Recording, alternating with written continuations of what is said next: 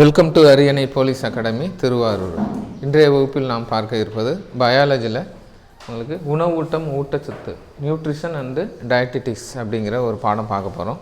இது பார்த்தீங்கன்னா இதில் மேஜராக நம்ம என்ன டிஸ்கஸ் பண்ணுவோம் அப்படின்னா பயாலஜியில் பாட்னி தாவரங்கள் இருக்குல்ல, தாவரங்களை பற்றி நம்ம டிஸ்கஸ் பண்ண போகிறோம். உணவூட்டம் மற்றும் ஊட்டச்சத்து அப்படிங்கும்போது தாவரங்களை பற்றி அதிகமாக நம்ம அந்த பாடத்தில் பேச போகிறோம். ஓகேவா, வாங்க வீடியோக்குள்ளே போவோம்.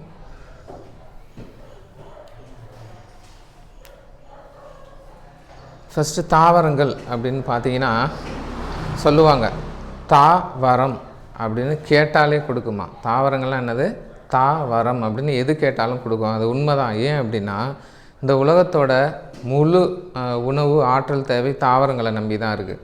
நீங்கள் எந்த ஒரு உணவுப் பொருள் சாப்பிட்ருந்தாலும் அதோட ரா மெட்டீரியல் என்னென்னு பார்த்தீங்கன்னா தாவரமாக தான் இருக்கும். புரியுது அவங்களுக்கு? பரோட்டா சாப்பிட்ருந்தீங்கன்னா மைதா எங்கேருந்து வரும்? கோதுமையில். தாவரம் போயிடுச்சா? இட்லி சாப்பிட்டீங்க, தோசை சாப்பிட்டீங்க, நீ என்ன வேணால் நூடுல்ஸ் சாப்பிட்ருப்பீங்க, என்ன சாப்பிட்டாலும் அதோட ரா மெட்டீரியல் பேக்கில் போனீங்கன்னா அது எங்கேருந்து தான் வந்திருக்கும்? தாவரத்துலேருந்து. மீட்டு சாப்பிட்டேன், மீன் சாப்பிட்டேன், எப்படி பார்த்தாலும் எங்கே தான் போகும்னா தாவரங்கள்கிட்ட தான் அது போகும். ஏன்னா இது தாவரங்களை சாப்பிட்டு தானே அது அந்த மீட்டு வந்துச்சு. அதனால் இந்த உலகத்தோட முழு ஆற்றல் தேவையும் தாவரங்களை நம்பி இருக்குது. அது மட்டும் பார்த்துக்குங்க. இப்போ இந்த தாவரங்கள் அறிவியல் வளர்ச்சிக்கு அப்புறம் தான் தாவரங்களும் நம்மளை மாதிரி சுவாசிக்கிறது, நிறைய விஷயம் புதுசாக கண்டுபிடிச்சாங்க. தாவரங்களுக்கும் உணர்வு இருக்குது. ஓகேவா? இப்போ நமக்கு தொல்காப்பியர் சொன்னது மாதிரி உலக உயிர்களை ஓரறிவு முதல் 6 அறிவு வரை வகைப்படுத்தியவர் தொல்காப்பியர். 1 அறிவது உற்றறிவதுவே, 2 அறிவது அதுவோடு நாவே, 3 அறிவது அதனோடு மூக்கேன்னு ஒரு பாட்டே இருக்குது பார்த்தீங்களா? ஆனால் அறிவியல் அறிஞர்கள் தாவரங்களுக்கும் உணர்ச்சி இருக்குன்னு ஜெகதீஷ் சந்திர போஸ் அப்படிங்கிற ஒரு இந்திய அறிவியல் அறிஞர் கிரேசோகிராஃப் என்ற கருவியின் மூலம் நடனமாடும் இல்லை தந்தி தாவரம் டெஸ்மோடியம் கைரான்ஸ் அப்படிங்கிற தாவரத்தை வச்சு உணர்வு இருக்குது அப்படின்னு சொல்லியிருப்பார். ஓகேவா? அதுக்கப்புறம் காலப்போக்கில் தாவரங்கள் தொடர்பான ஆராய்ச்சி தொடர்ந்து நடந்துச்சு. அதுக்கப்புறம் புதுசாக நிறைய கண்டுபிடிச்சாங்க. புரியுது அவங்களுக்கு? ஃபஸ்ட்டு நம்ம பூமி ஜாகிரஃபிலே சொல்லியிருப்போம்ல, பூமி தட்டை வடிவமானது அப்படின்னாங்க, உருண்டை வடிவம், கடலில் மிதக்கும் பந்து அப்படி அப்படின்ட்டு இப்போ உண்மை என்னவோ கண்டுபிடிச்சிட்டாங்க. உலகின் தோற்றம் பற்றியும் அப்படி தான் பலவிதமான கருத்துகள் இருந்துச்சு.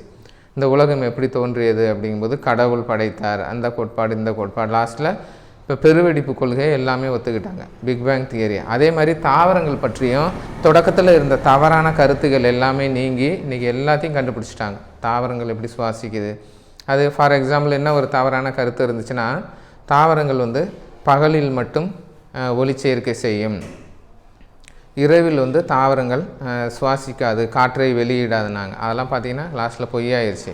தாவரங்கள் 24 மணி நேரமும் சுவாசிக்கும். ஓகேவா? 24 மணி நேரமும் சுவாசிக்கும். அது மாதிரி ஒளிச்சேர்க்கை பகலில் செய்யும். ஒளிச்சேர்க்கை செய்யும் பாகங்கள் அப்படின்னு பார்த்தீங்கன்னா இலைகள், பச்சை இலைகள் மட்டும் செய்யுது அப்படின்னாங்க. அப்படி கிடையாது. தாவரத்தில் பச்சையாக உள்ள தண்டுகள், மொட்டுகள், பூ கூட என்ன செய்யும்? ஒளிச்சேர்க்கை செய்யுது அப்படிங்கிறத கண்டுபிடிச்சாங்க. இது மாதிரி நிறைய கருத்து காலப்போக்கில் மாறிடுச்சு. ஏன்னா ஆராய்ச்சி தொடருதில்ல, அது தொடர்பான ஆராய்ச்சி தொடர்றதுனால. இப்போ பார்த்தீங்கன்னா 1699, ஓகே, இப்போ ஒரு 300 இயர்ஸ் முன்னால் நீர் மற்றும் தாது பொருட்கள் தாவர வளர்ச்சிக்கு மிக அவசியம் அப்படின்னு வான் ஹெல்மண்ட் அப்படிங்கிறத நிரூபிக்கிறார். அது எவ்வளோ லேட்டாக நிரூபிக்கிறாங்க பாருங்கள். நீர் மற்றும் தாது பொருட்கள் மண்ணிலேருந்து வருது, அது தாவரங்களுக்கு முக்கியம் அப்படின்னு சொல்கிறாங்க. ஓகே, அடுத்து பாருங்கள். இந்த சாஷூர் அப்படிங்கிறவர் என்ன சொல்கிறாருன்னா, தாவர சாம்பலிலிருந்து பெறப்படும் ஆக்சிஜன் அடைந்த carbon, hydrogen, oxygen, nitrogen, sulphur தாவர வளர்ச்சிக்கு அவசியம் தேவைப்படுகிறது. அடுத்து கொஞ்சம் காலம் மாறுதில்ல, அடுத்து கொஞ்சம் வருஷத்தில் என்ன சொல்கிறாங்கன்னா, நீர் மட்டும் கிடையாது, தாவரங்களுக்கு கார்பன், நைட்ரஜன், அந்த என்பிகே உரங்கள்மாங்க, நைட்ரஜன், பாஸ்பரஸ், பொட்டாசியம், இலை சத்து, தலை சத்து, சாம்பல் சத்து, அதுபோல் இதர சத்துகளும் வேணும். இப்போ மனிதனுக்கு எப்படி கால்சியம் இல்லைன்னா ஒரு நோய் வந்துடும், இரும்பு சத்து குறைவாக இருந்தால் ஒரு நோய் வந்துடும். தாவரங்களுக்கும் அப்படி தான், அதுக்கும் பலவிதமான சத்துக்கள் தேவைப்படுது. ஃபஸ்ட்டு என்ன சொன்னாங்க, தாவரங்களுக்கு நீர் மட்டும் இருந்தால் போதும் அப்படின்னு ஃபஸ்ட்டு சொல்கிறாங்க. நீர் இருந்தால் தாவரம் நல்லா வளரும் அப்படின்னு சொல்கிறாங்க. அப்புறம் பார்த்திங்கன்னா இது மாதிரி பலவிதமான சத்துக்கள் தேவைப்படுது அப்படிங்கிறாங்க. அடுத்து தாவர வளர்ச்சிக்கு வளிமண்டலத்தில் உள்ள கார்பன் டை ஆக்சைடு மூலம் கார்பன் ஊட்டம் அவசியமாகிறது. வளிமண்டலத்தில் உள்ள கார்பன் டை ஆக்சைடும் தாவரங்களுக்கு தேவை. ஏன் தேவை? தாவரங்களோட சிறப்பே என்னன்னு பார்த்தீங்கன்னா, தனக்கு தேவையான உணவை தானே தயாரித்து கொள்வது, ஆட்டோட்ராப்ஸ் அப்படிம்பாங்க. தாவரங்கள் வந்து உணவுக்காக யாரையும் போய் கெஞ்சாது. ஓகே, இப்போ மனிதன் விலங்குகள் அப்படின்னு பார்த்தீங்கன்னா தனக்கு தேவையான உணவை தானே தயாரித்து கொள்ள இயலாது. புரியுதா உங்களுக்கு? உங்களுக்கு தேவையான உணவை நீங்களே தயாரிக்க முடியாது. தாவரங்களுக்கு மட்டும் அந்த சக்தி இருக்குது, அது தனக்கு தேவையான உணவை தானே தயாரித்து கொள்ளும். ஓகே, அப்படி பார்த்தீங்கன்னா அதுக்கு வந்து இந்த ஒளிச்சேர்க்கை செய்யுதில்ல, ஃபோட்டோசிந்தசிஸ், அதுக்கு வந்து கார்பன் டை ஆக்சைடு ரொம்ப முக்கியம். அதை வந்து காலப்போக்கில் லேட்டாக கண்டுபிடிக்கிறாங்க. அடுத்து பார்த்தீங்கன்னா இந்த உணவூட்ட வகைப்பாடு, ஆட்டோட்ராப்ஸ் ஹெட்ரோட்ராப்ஸ் அப்படிம்பாங்க ஆங்கிலத்தில். தமிழில் வந்து தற்சார்பு பிறச்சார்பு. அந்த வார்த்தையிலே மீனிங் இருக்குது. தற்சார்பு அப்படின்னா என்னென்னா தன்னை மட்டுமே நம்பி இருக்கிறது, பிறச்சார்புனா அடுத்தவங்களை நம்பி இருக்கிறது. ஓகே, இப்போ தாவரங்கள் வந்து தற்சார்பு உயிரிகள். ஓகே, அதனால தான் தாவரங்களை என்ன சொல்லுவாங்க? உற்பத்தியாளர்கள் அப்படிம்பாங்க, ப்ரொடியூசர்ஸ். தாவரங்கள் வந்து உற்பத்தியாளர்கள். நம்மலாம் யார்? கன்சியூமர். நம்ம மீன்ஸ் விலங்குகள் எல்லாமே கன்சியூமர். ஓகேவா? அது சொல்கிறாங்க. இதில் வந்து 2 இருக்குது, ஒளி தற்சார்பு வேதி தற்சார்பு அப்படின்ட்டு. ஒளியை மட்டும் நம்பி உணவு தயாரிக்கிறது, வேதிப்பொருட்களை வச்சும் உணவு தயாரிக்கிறது. பிறசார்பு பார்த்திங்கன்னா இதில் வந்து ஒளி பிரசார்பு வேதி பிரசார்பு சாருண்ணி மட்குண்ணி ஒட்டுண்ணி அப்படியெல்லாம் பிரிப்பாங்க. ஓகேவா? இப்போ வந்து வேதி பிரசார்பு உயிரிக்கு எடுத்துக்காட்டுன்னு ஒரு வருஷம் கேட்டாங்க. வேதி பிரசார்பு உயிரிக்கு எடுத்துக்காட்டு என்னது? மனிதன். வேதி பிரசார்பு உயிருக்கு எடுத்துக்காட்டு மனிதன். ஏன்னா நம்ம யாரை நம்பி இருக்கோன்னா நம்ம உண்ணும் உணவில் உள்ள வேதிப்பொருட்களை நம்பி தான் நம்ம இருக்கோம். புரியுதா உங்களுக்கு? நம்ம உண்ணும் உணவில் உள்ள வேதிப்பொருள் என்னது? Carbon, nitrogen, oxygen. நம்ம உணவுலேருந்து நம்ம கிடைக்குதில்ல, கால்சியம், எல்லாமே என்னது? வேதி பிரசார்பு. அதனால் வேதி பிரசார்பு உயிருக்கு எடுத்துக்காட்டு மனிதன். ஓகேவா? இன்னும் சொல்லப்போனால் இப்போ ஒரு கோமாவில் ஒரு ஆக்சிடெண்ட் ஆகி ஒரு பையன் கோமாவில் இருக்கிறப்பல ஒரு 6 மந்த்து எதுவுமே சாப்பிடாமல் இருப்பாங்க. ஆனால் அவங்க உயிரோடு இருப்பாங்க. எப்படி இருப்பாங்க? 6 மாதம் சாப்பிடாமல் உயிரோடு இருப்பாங்க. எப்படி? 6 மாதம் மினிமம் சொல்கிறேன், 2 வருஷம் 3 வருஷம் கூட இருப்பாங்க. எப்படி? என்ன செய்வாங்க? சலைன் பாட்டிலு லிக்யூடாக வந்து உள்ளே கொடுத்துக்கிட்டு இருப்பாங்க. சாப்பிட 1 வாரம் கூட இது ஏற்றுறாங்களே குளுக்கோஸ், அதெல்லாம் என்னது? வேதிப்பொருள் தானே. அப்போ வேதி பிரசார்பை நம்பி நம்ம இருக்க முடியுமா? இருக்க முடியும். புரியுதா? அதுதான் வேதி பிரசார்புக்கு எடுத்துக்காட்டு மனிதன் அப்படின்னு சொன்னாங்க. ஓகேவா? ஒளி தற்சார்பு, அனைத்து தாவரங்களும் ஒளியை நம்பி இருக்குது. நீல பசும்பாசி பசும் கந்தக பாக்டீரியா, இந்த ப்ளூ கிரீன் ஆல்கே அப்படிங்கிற இந்த நீல பசும்பாசி இருக்குது பாருங்கள், இது கூட பண்ண முடியாது.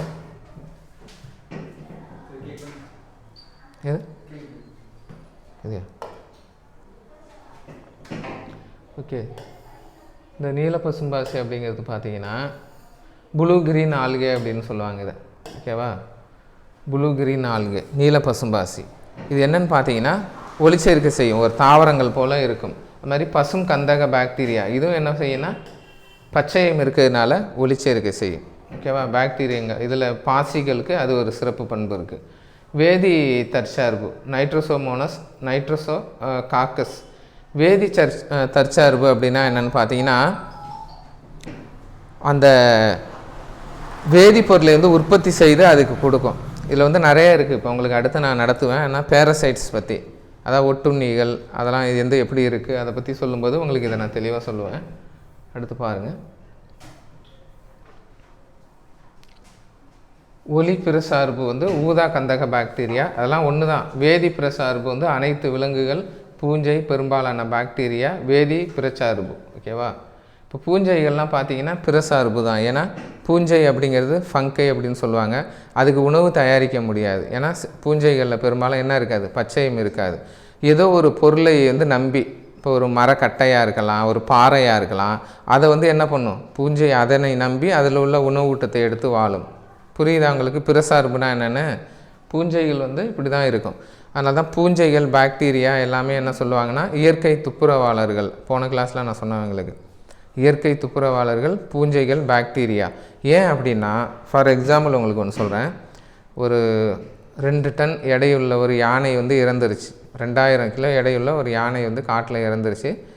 ஒரு 1 மந்த்துக்கு அப்புறம் அந்த இறந்த யானையை போய் பார்க்குறீங்க, எப்படி இருக்கும்? உடல் எல்லாம் அழுகி மேக்ஸிமம் காணா போயிருக்கும், துர்நாற்றம் வீசும், எலும்பெல்லாம் அப்படியே கிடக்கும். ஒரு 6 மந்த்துக்கு அப்புறம் போனீங்கன்னா எலும்புகளாக இருக்கும், தோல் எதுவுமே இருக்காது. அடுத்து ஒரு 2 இயர்ஸ்க்கு அப்புறம் போனீங்கன்னா எலும்புகள் கூட இருக்காது. அப்புறம் அப்படி அங்கே ஒரு யானை இறந்து அழிந்ததுக்கான எந்த தடயமும் இருக்காது 3-4 வருஷம் இருக்காதுல்ல. அப்போ வந்து எப்படி இது மாற்றம் நடக்குதுன்னா, அந்த பூஞ்சையும் பாக்டீரியாவும் தான் என்ன பண்ணுது, அதனை அழித்து மண்ணோடு மண்ணாக மாற்றி விடுகிறது. அந்த 2000 கிலோ எடையுள்ள யானையின் உடம்பில் என்ன இருந்திருக்கும், நைட்ரஜன், ஆக்சிஜன், இரும்பு சத்து எல்லாமே இருந்திருக்கும். அது எல்லாமே திரும்ப எங்கே போயிடும், மண்ணுக்குள்ளே போயிடும். அதை தான் நம்ம சுழற்சின்னு படிப்போம். சைக்கிள், நைட்ரஜன் சைக்கிள், ஆக்சிஜன் சைக்கிள்லாம் படிப்போம்ல, அதில் படிப்போம். அதுக்கு என்ன காரணம் அப்படின்னா, இந்த பூஞ்சையும் பாக்டீரியாவும் தான். அதனால தான் பூஞ்சை பாக்டீரியாவை இயற்கை துப்புரவாளர்கள் அப்படின்னு நம்ம சொல்லுவோம். ஓகேவா?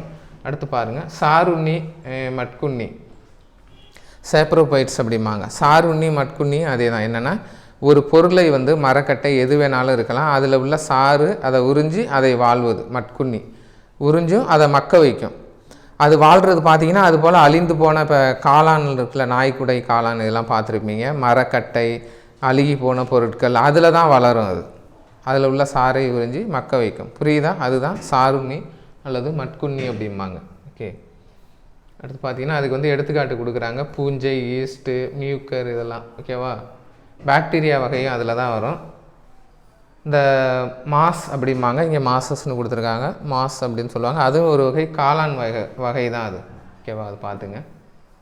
ஓகே.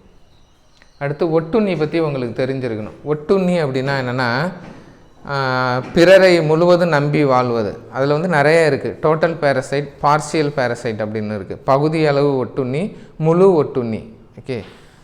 ஒரு ஓம்பு உயிரி தாவரம் இருக்கும். ஓம்பு உயிரி தாவரம்னா என்னென்னா, யாரை நம்பி இந்த ஒட்டுண்ணி வாழ்கிறதோ அதை தான் வந்து ஓம்பு உயிரி தாவரம் அப்படிம்பாங்க. நீங்களே நிறைய பார்த்துருப்பீங்க. ஒரு பெரிய மரம் இருக்கும். அந்த மரத்தோட கிளைகளில் இன்னொரு தாவரம் வந்து வளர்ந்து வரும். ஒரு மரத்தோட கிளையில் புதுசாக சம்மந்தமே இல்லாமல் ஒரு தாவரம் வளரும். அது எப்படி வளரும்னா, பறவைகள் வந்து எச்சமிட்டு அந்த மரத்தில் வச்சிரும். பறவைகள் எச்சம் விடுதலை, அதில் அந்த விதைகள்லாம் அந்த மரத்தோட கிளையில் தங்கிடும். அதில் என்ன பண்ணால் அந்த விதை அங்கேயே முளைச்சி மரத்திலே வளரும். அதுதான் வந்து என்னது, ஒட்டுண்ணி தாவரங்கள். இப்போ மனிதனுக்கெல்லாம் புரிகிற மாதிரி சொல்லணும்னா, ஆடு, மாடு, மனிதன், இது தோல் அதிலெல்லாம் பார்த்திங்கன்னா உண்ணி அப்படிங்கிற சில ஒட்டுண்ணி வகை இருக்கும். மனிதனுக்கு பேன் இருக்குல்ல, பேன், பொடுகெல்லாம் இருக்குல்ல, இதெல்லாம் வந்து என்னது, ஒட்டுண்ணி. பேன் வந்து எதை நம்பி வாழுது, நம்ம தலையை நம்பி தான் வாழுது. இப்போ சில உண்ணி வகைகள்லாம் மாடுகளில் இருக்கும், ஈ வகைகள். அதை அந்த ரத்தத்தை குடித்து, ஆடு மாடு ரத்தத்தை குடித்து வளரும். இதெல்லாம் என்ன, எதுக்கு எடுத்துக்காட்டு, ஒட்டுண்ணி. இதில் தாவரங்கள் பற்றி நீங்கள் பார்க்கணும் அப்படின்னா, பார்ஷியல் பேரசைட், டோட்டல் பேரசைட் அப்படிம்பாங்க. பகுதி ஒட்டுண்ணி, முழு ஒட்டுண்ணி. பகுதி ஒட்டுண்ணி அப்படின்னா என்னென்னா, ஒரு தாவரம் ஒரு மரத்தின் மீது வளரும். அந்த மரத்திலிருந்து கனிமங்கள், நீரை உறிந்து கொள்ளும். மற்றபடி இந்த தாவரமே ஒளிச்சேர்க்கை செய்து தனக்கு தேவையான உணவை தயாரித்து கொள்ளும். அந்த மரத்தை வந்து ரொம்ப டிஸ்டர்ப் பண்ணாது. ஓகேவா? இது வந்து என்னது, பகுதி ஒட்டுண்ணி.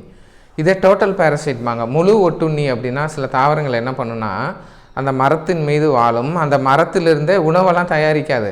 அந்த மரத்திலிருந்தே எல்லாமே எடுத்துக்கும். உணவு, நீர் எல்லாத்தையும் அந்த மரத்துலேருந்து எடுத்துக்கும். ஓகே. அது வந்து அந்த மரத்துக்கு வந்து என்ன, பேர்டன் ஆயிரும். அப்போ அந்த மரம் வந்து இதை கட் பண்ணி கூட விட்டுரும்.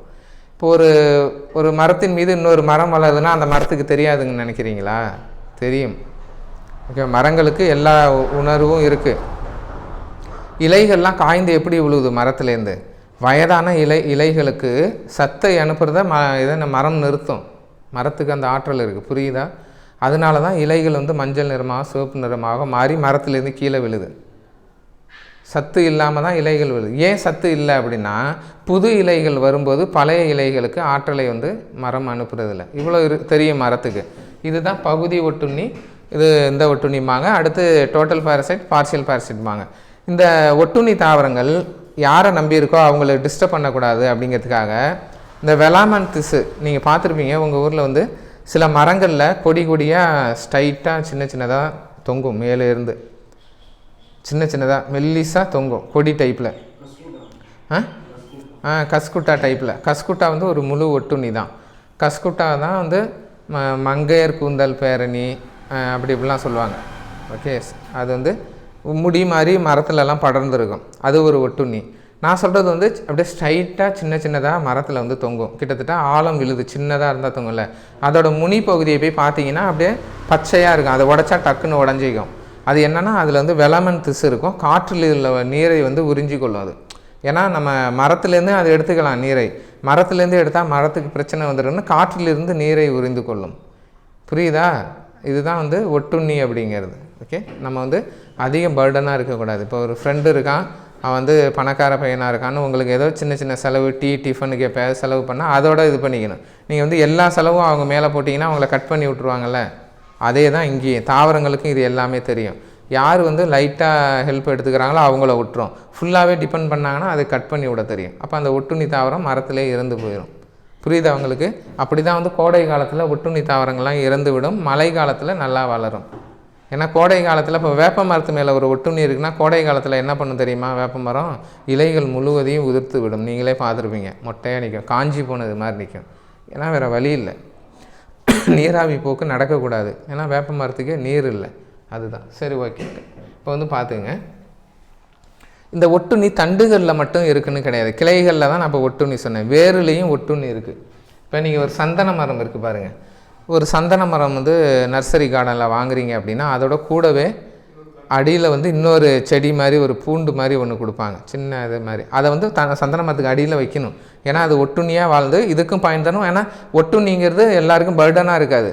இப்போ வந்து உங்களுக்கு லைக்கன்கள் பற்றி ஆல்ரெடி சொல்லியிருக்கேன். பூஞ்சை பாசிகளின் கூட்டு உயிரி வாழ்க்கை தான் லைக்கன்கள். இது வந்து என்ன பண்ணும்?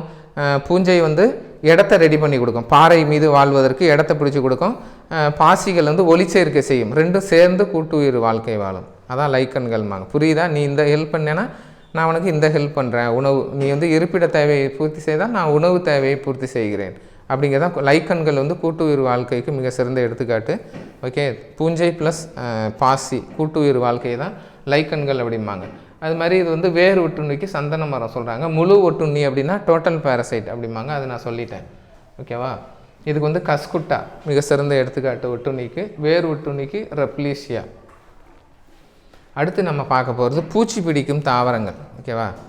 தாவரங்கள் வந்து நான் சொல்லிட்டேன் என்னென்னா, தனக்கு தேவையான உணவை தானே தயாரித்து கொள்ளும், வேறு எந்த டிஸ்டர்பும் பண்ணாத தாவரங்கள். ஒரு சில விதிவிலக்காக சில தாவரங்கள் என்ன பண்ணும் அப்படின்னா சில வேலைகளை செய்யும். எப்படின்னா, இப்போ தாவரங்கள் அப்படின்னா இடப்பெயர்ச்சி செய்யாது, விலங்குகள்னால் இடப்பெயர்ச்சி செய்யும், இப்படியெல்லாம் பிரித்து படிப்போம்ல. அப்போ தாவரங்கள் வந்து இடப்பெயர்ச்சி செய்கிற தாவரங்கள் இருக்கா இல்லையா? இருக்குது, இடம்பெயரும் தாவரங்கள் வந்து இருக்குது. அது என்னன்னு தெரியுமா? இடம்பெயரும் தாவரங்கள் வந்து இருக்குது,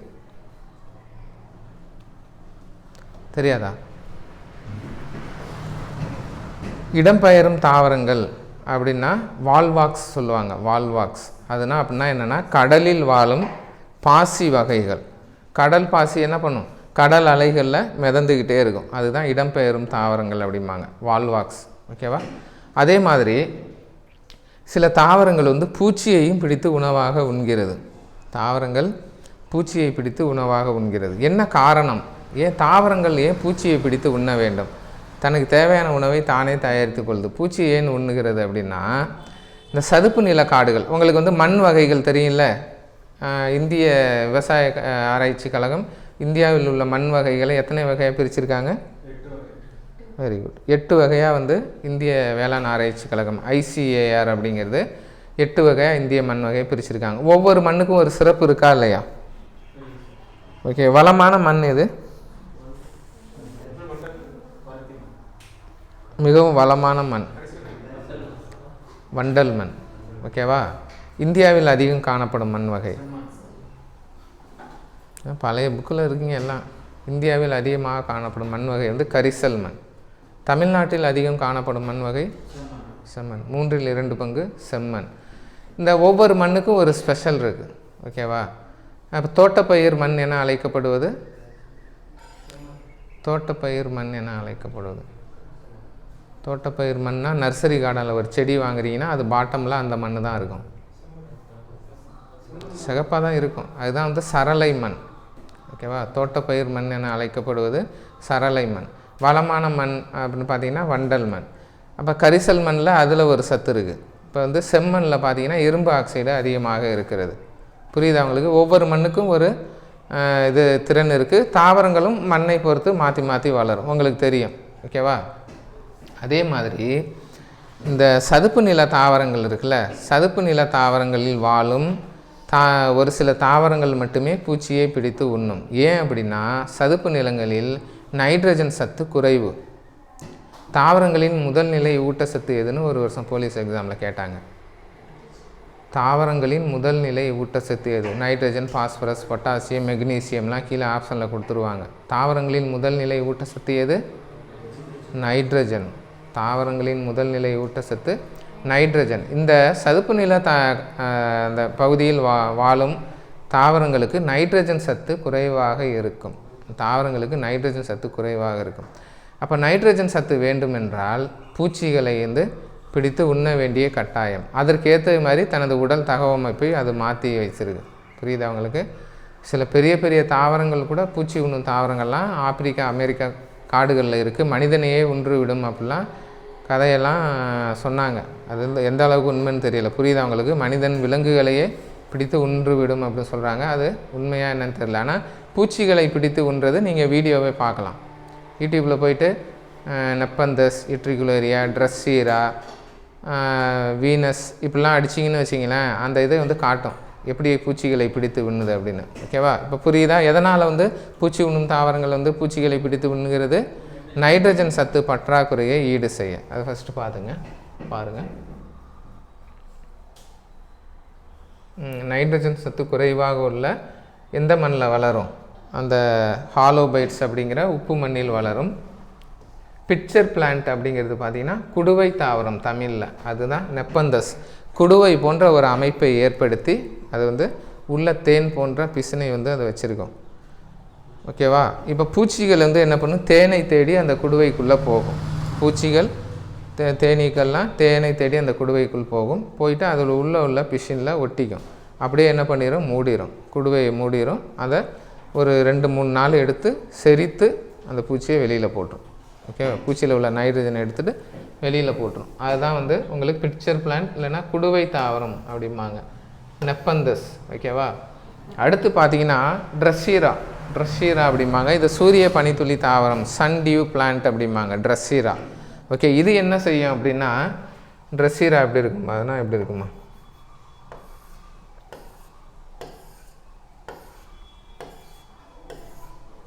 கிட்டத்தட்ட ஒரு புல் மாதிரி இருக்கும் ட்ரெஸ்ஸீரா. இது என்ன பண்ணுன்னு பார்த்தீங்கன்னா,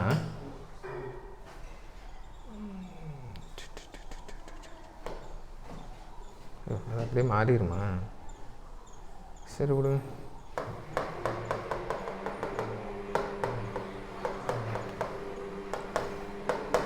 ட்ரெஸ்ஸீராங்கிறது இப்படி இருக்கும்.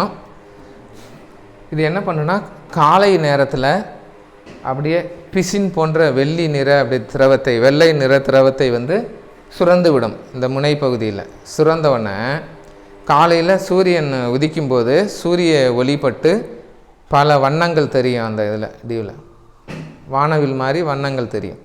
அந்த கலரை பார்த்துட்டு வண்டுகள், பூச்சிகள்லாம் அது மேலே உட்காரும். ஏன்னா கலராக இருந்தாலே பூச்சிகளுக்கு பிடிக்கும். பூக்கள் பல வண்ணங்களில் பூக்க காரணமே என்னது? பூச்சிகளையும் தேனீக்களையும் கவர்ந்திழுக்க. புரியுதா? பூக்களோட அள்ளி இதழ்கள் பல வண்ணங்களில் கவர்ந்திழுக்கும் தன்மையாக இருக்க காரணம் பூச்சிகளை கவர்ந்திழுக்க. பூச்சிகளை கவர்ந்திழுத்தால் தான் என்ன நடக்கும்? பொலினேஷன் நடக்கும், மகரந்த சேர்க்கை நடக்கும். மகரந்த சேர்க்கை நடந்தால் தான் அந்த இனம் விருத்தி அடையும். இல்லைனா அந்த தாவரமே அழிஞ்சிடும் அந்த உலகத்துலேருந்து. புரியுதா அவங்களுக்கு? அது மாதிரி இது காலை நேரத்தில் இது அப்படியே ட்விங்கிள் ஆகும்போது, ஷைன் ஆகும்போது பூச்சிகள் உட்காரும். உட்காந்தோன்னா பிசின்லேருந்து வெளியில் போக முடியாது. இது அப்படியே என்ன பண்ண ரோல் பண்ணி சாப்பிடும். அதுதான் சூரிய பனித்துளி தாவரம் அப்படிங்கிற ட்ரெஸ்ஸீரா. ஓகேவா? இதுவும் ஒரு பூச்சி உண்ணும் தாவரம். நம்ம புக்கிலே ஒரு 5 பூச்சி உண்ணும் தாவரம் பற்றி சொல்லியிருக்காங்க. ஓகே, நெப்பந்தஸ், இட்ரிகுலேரியா, ட்ரெஸ்ஸீரா, வீனஸ் பூச்சி பிடிப்பான். இது குடுவை தாவரமாக. அடுத்து இது பை போன்ற ஒரு தாவரம் இருக்கும்.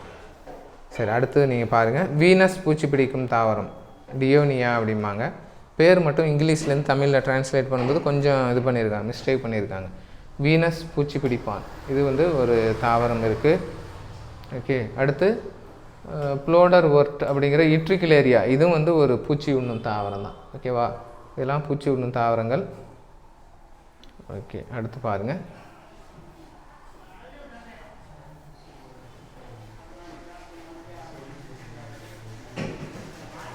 ஓகே, இதை பார்த்துக்கலாம். தாவரங்களுக்கு தேவையான அந்த கனிமங்கள் இருக்குல்ல, அதை மைக்ரோ எலிமெண்ட்ஸ், மேக்ரோ எலிமெண்ட்ஸ், அதாவது மேஜர் எலிமெண்ட்ஸ், மைனர் எலிமெண்ட்ஸ்னு பிரிப்பாங்க.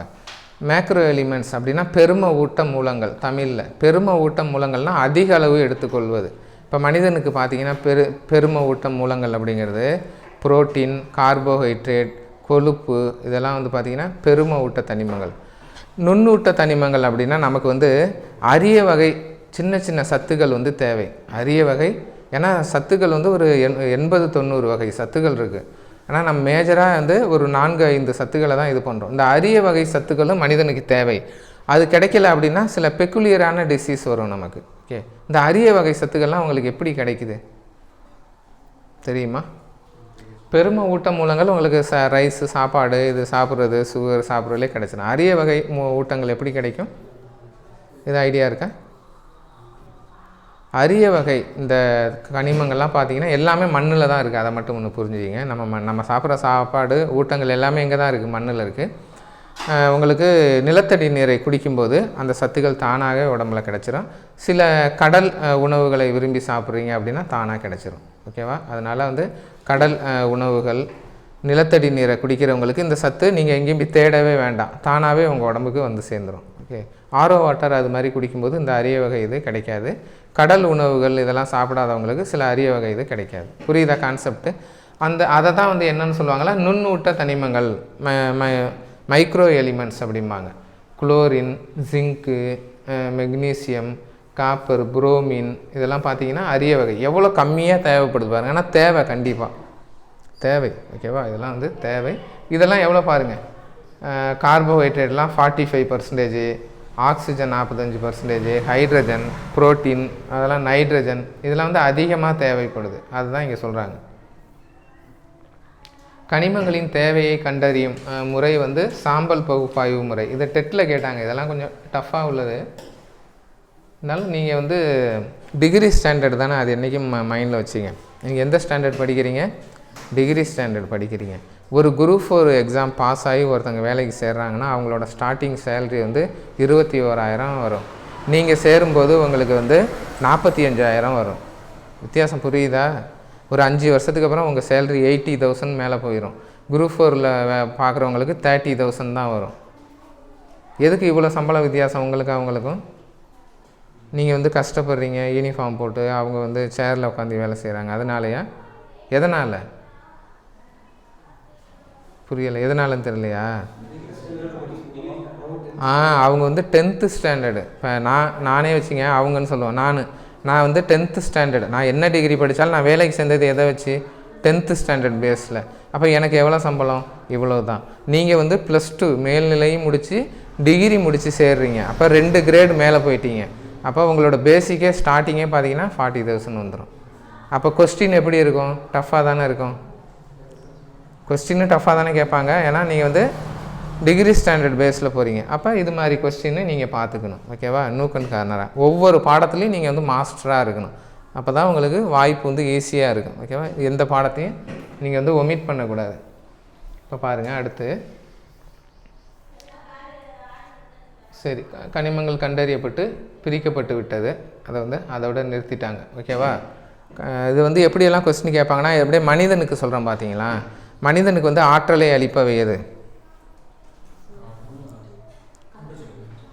மனிதனுக்கு ஆற்றலை அளிப்பது கார்போஹைட்ரேட்.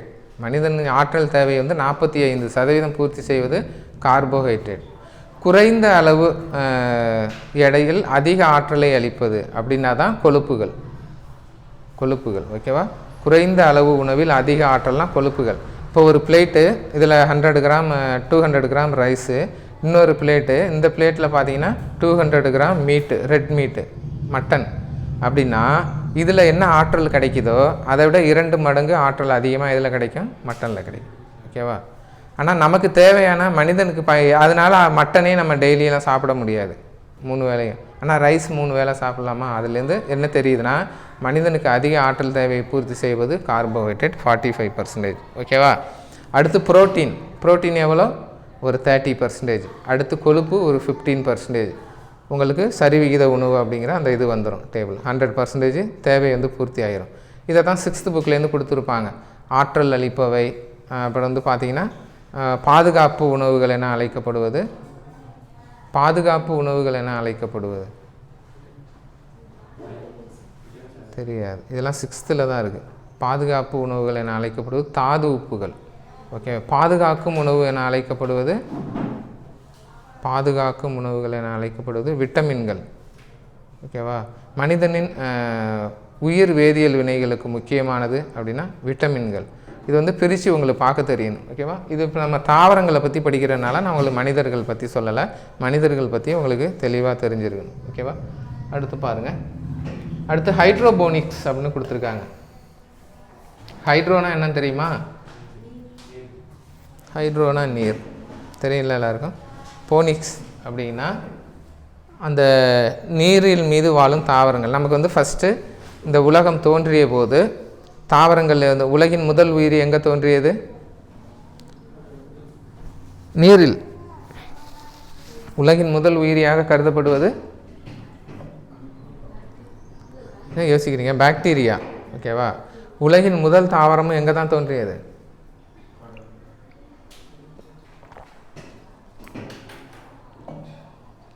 உலகின் முதல் தாவரமும் நீரில், கடலில் தான் இருந்தது. கடல் முழுவதும் தாவரங்கள் இருந்துச்சுங்க, நிலத்துக்கே வரல தாவரங்கள். கடலில் இருந்து, நீரில் இருந்து தாவரங்கள் நிலத்திற்கு இடம்பெயர்ந்த காலம்தான் ஆர்டோவிசியன் காலம். ஓல்டு பயாலஜி புக்கில் கொடுத்துருக்காங்க. நீரில் செழிப்பாக வாழ்ந்த தாவரங்கள் நிலத்திற்கு இடம்பெயர்ந்த காலம் ஆர்டோவிசியன் காலம் எனப்படும். ஓகேவா? நீரில் வந்து செழிப்பாக இருந்துச்சு, ஆனால் நிலத்துக்கு இடம்பெயர்ந்த பிறகு தான் தாவரங்களுக்கு உண்மையான வளர்ச்சியே கிடச்சிச்சு. தாவரங்களுக்கும் விலங்குகளுக்கும் மிகப்பெரிய வேறுபாடு எதில் உள்ளதுன்னு ஒரு வருஷம் கேட்டாங்க, டெட்டு கொஸ்டின். தாவரங்களுக்கும் விலங்குகளுக்கும் உள்ள மிகப்பெரிய வேறுபாடு என்னன்னு சொல்லுங்கள். ஆப்ஷனில் வந்து இனப்பெருக்கம், உணவூட்டம், வளர்ச்சி, வேதி செயல்பாடு அப்படிலாம் கொடுத்துட்டாங்க. ஆப்ஷனில் என்னவாக இருக்கும்? தாவரங்களுக்கும் விலங்குகளுக்கும் மிகப்பெரிய வேறுபாடு எதில் உள்ளதுன்னா வளர்ச்சி, இன்டிட்டர்மினேட் க்ரோத்து.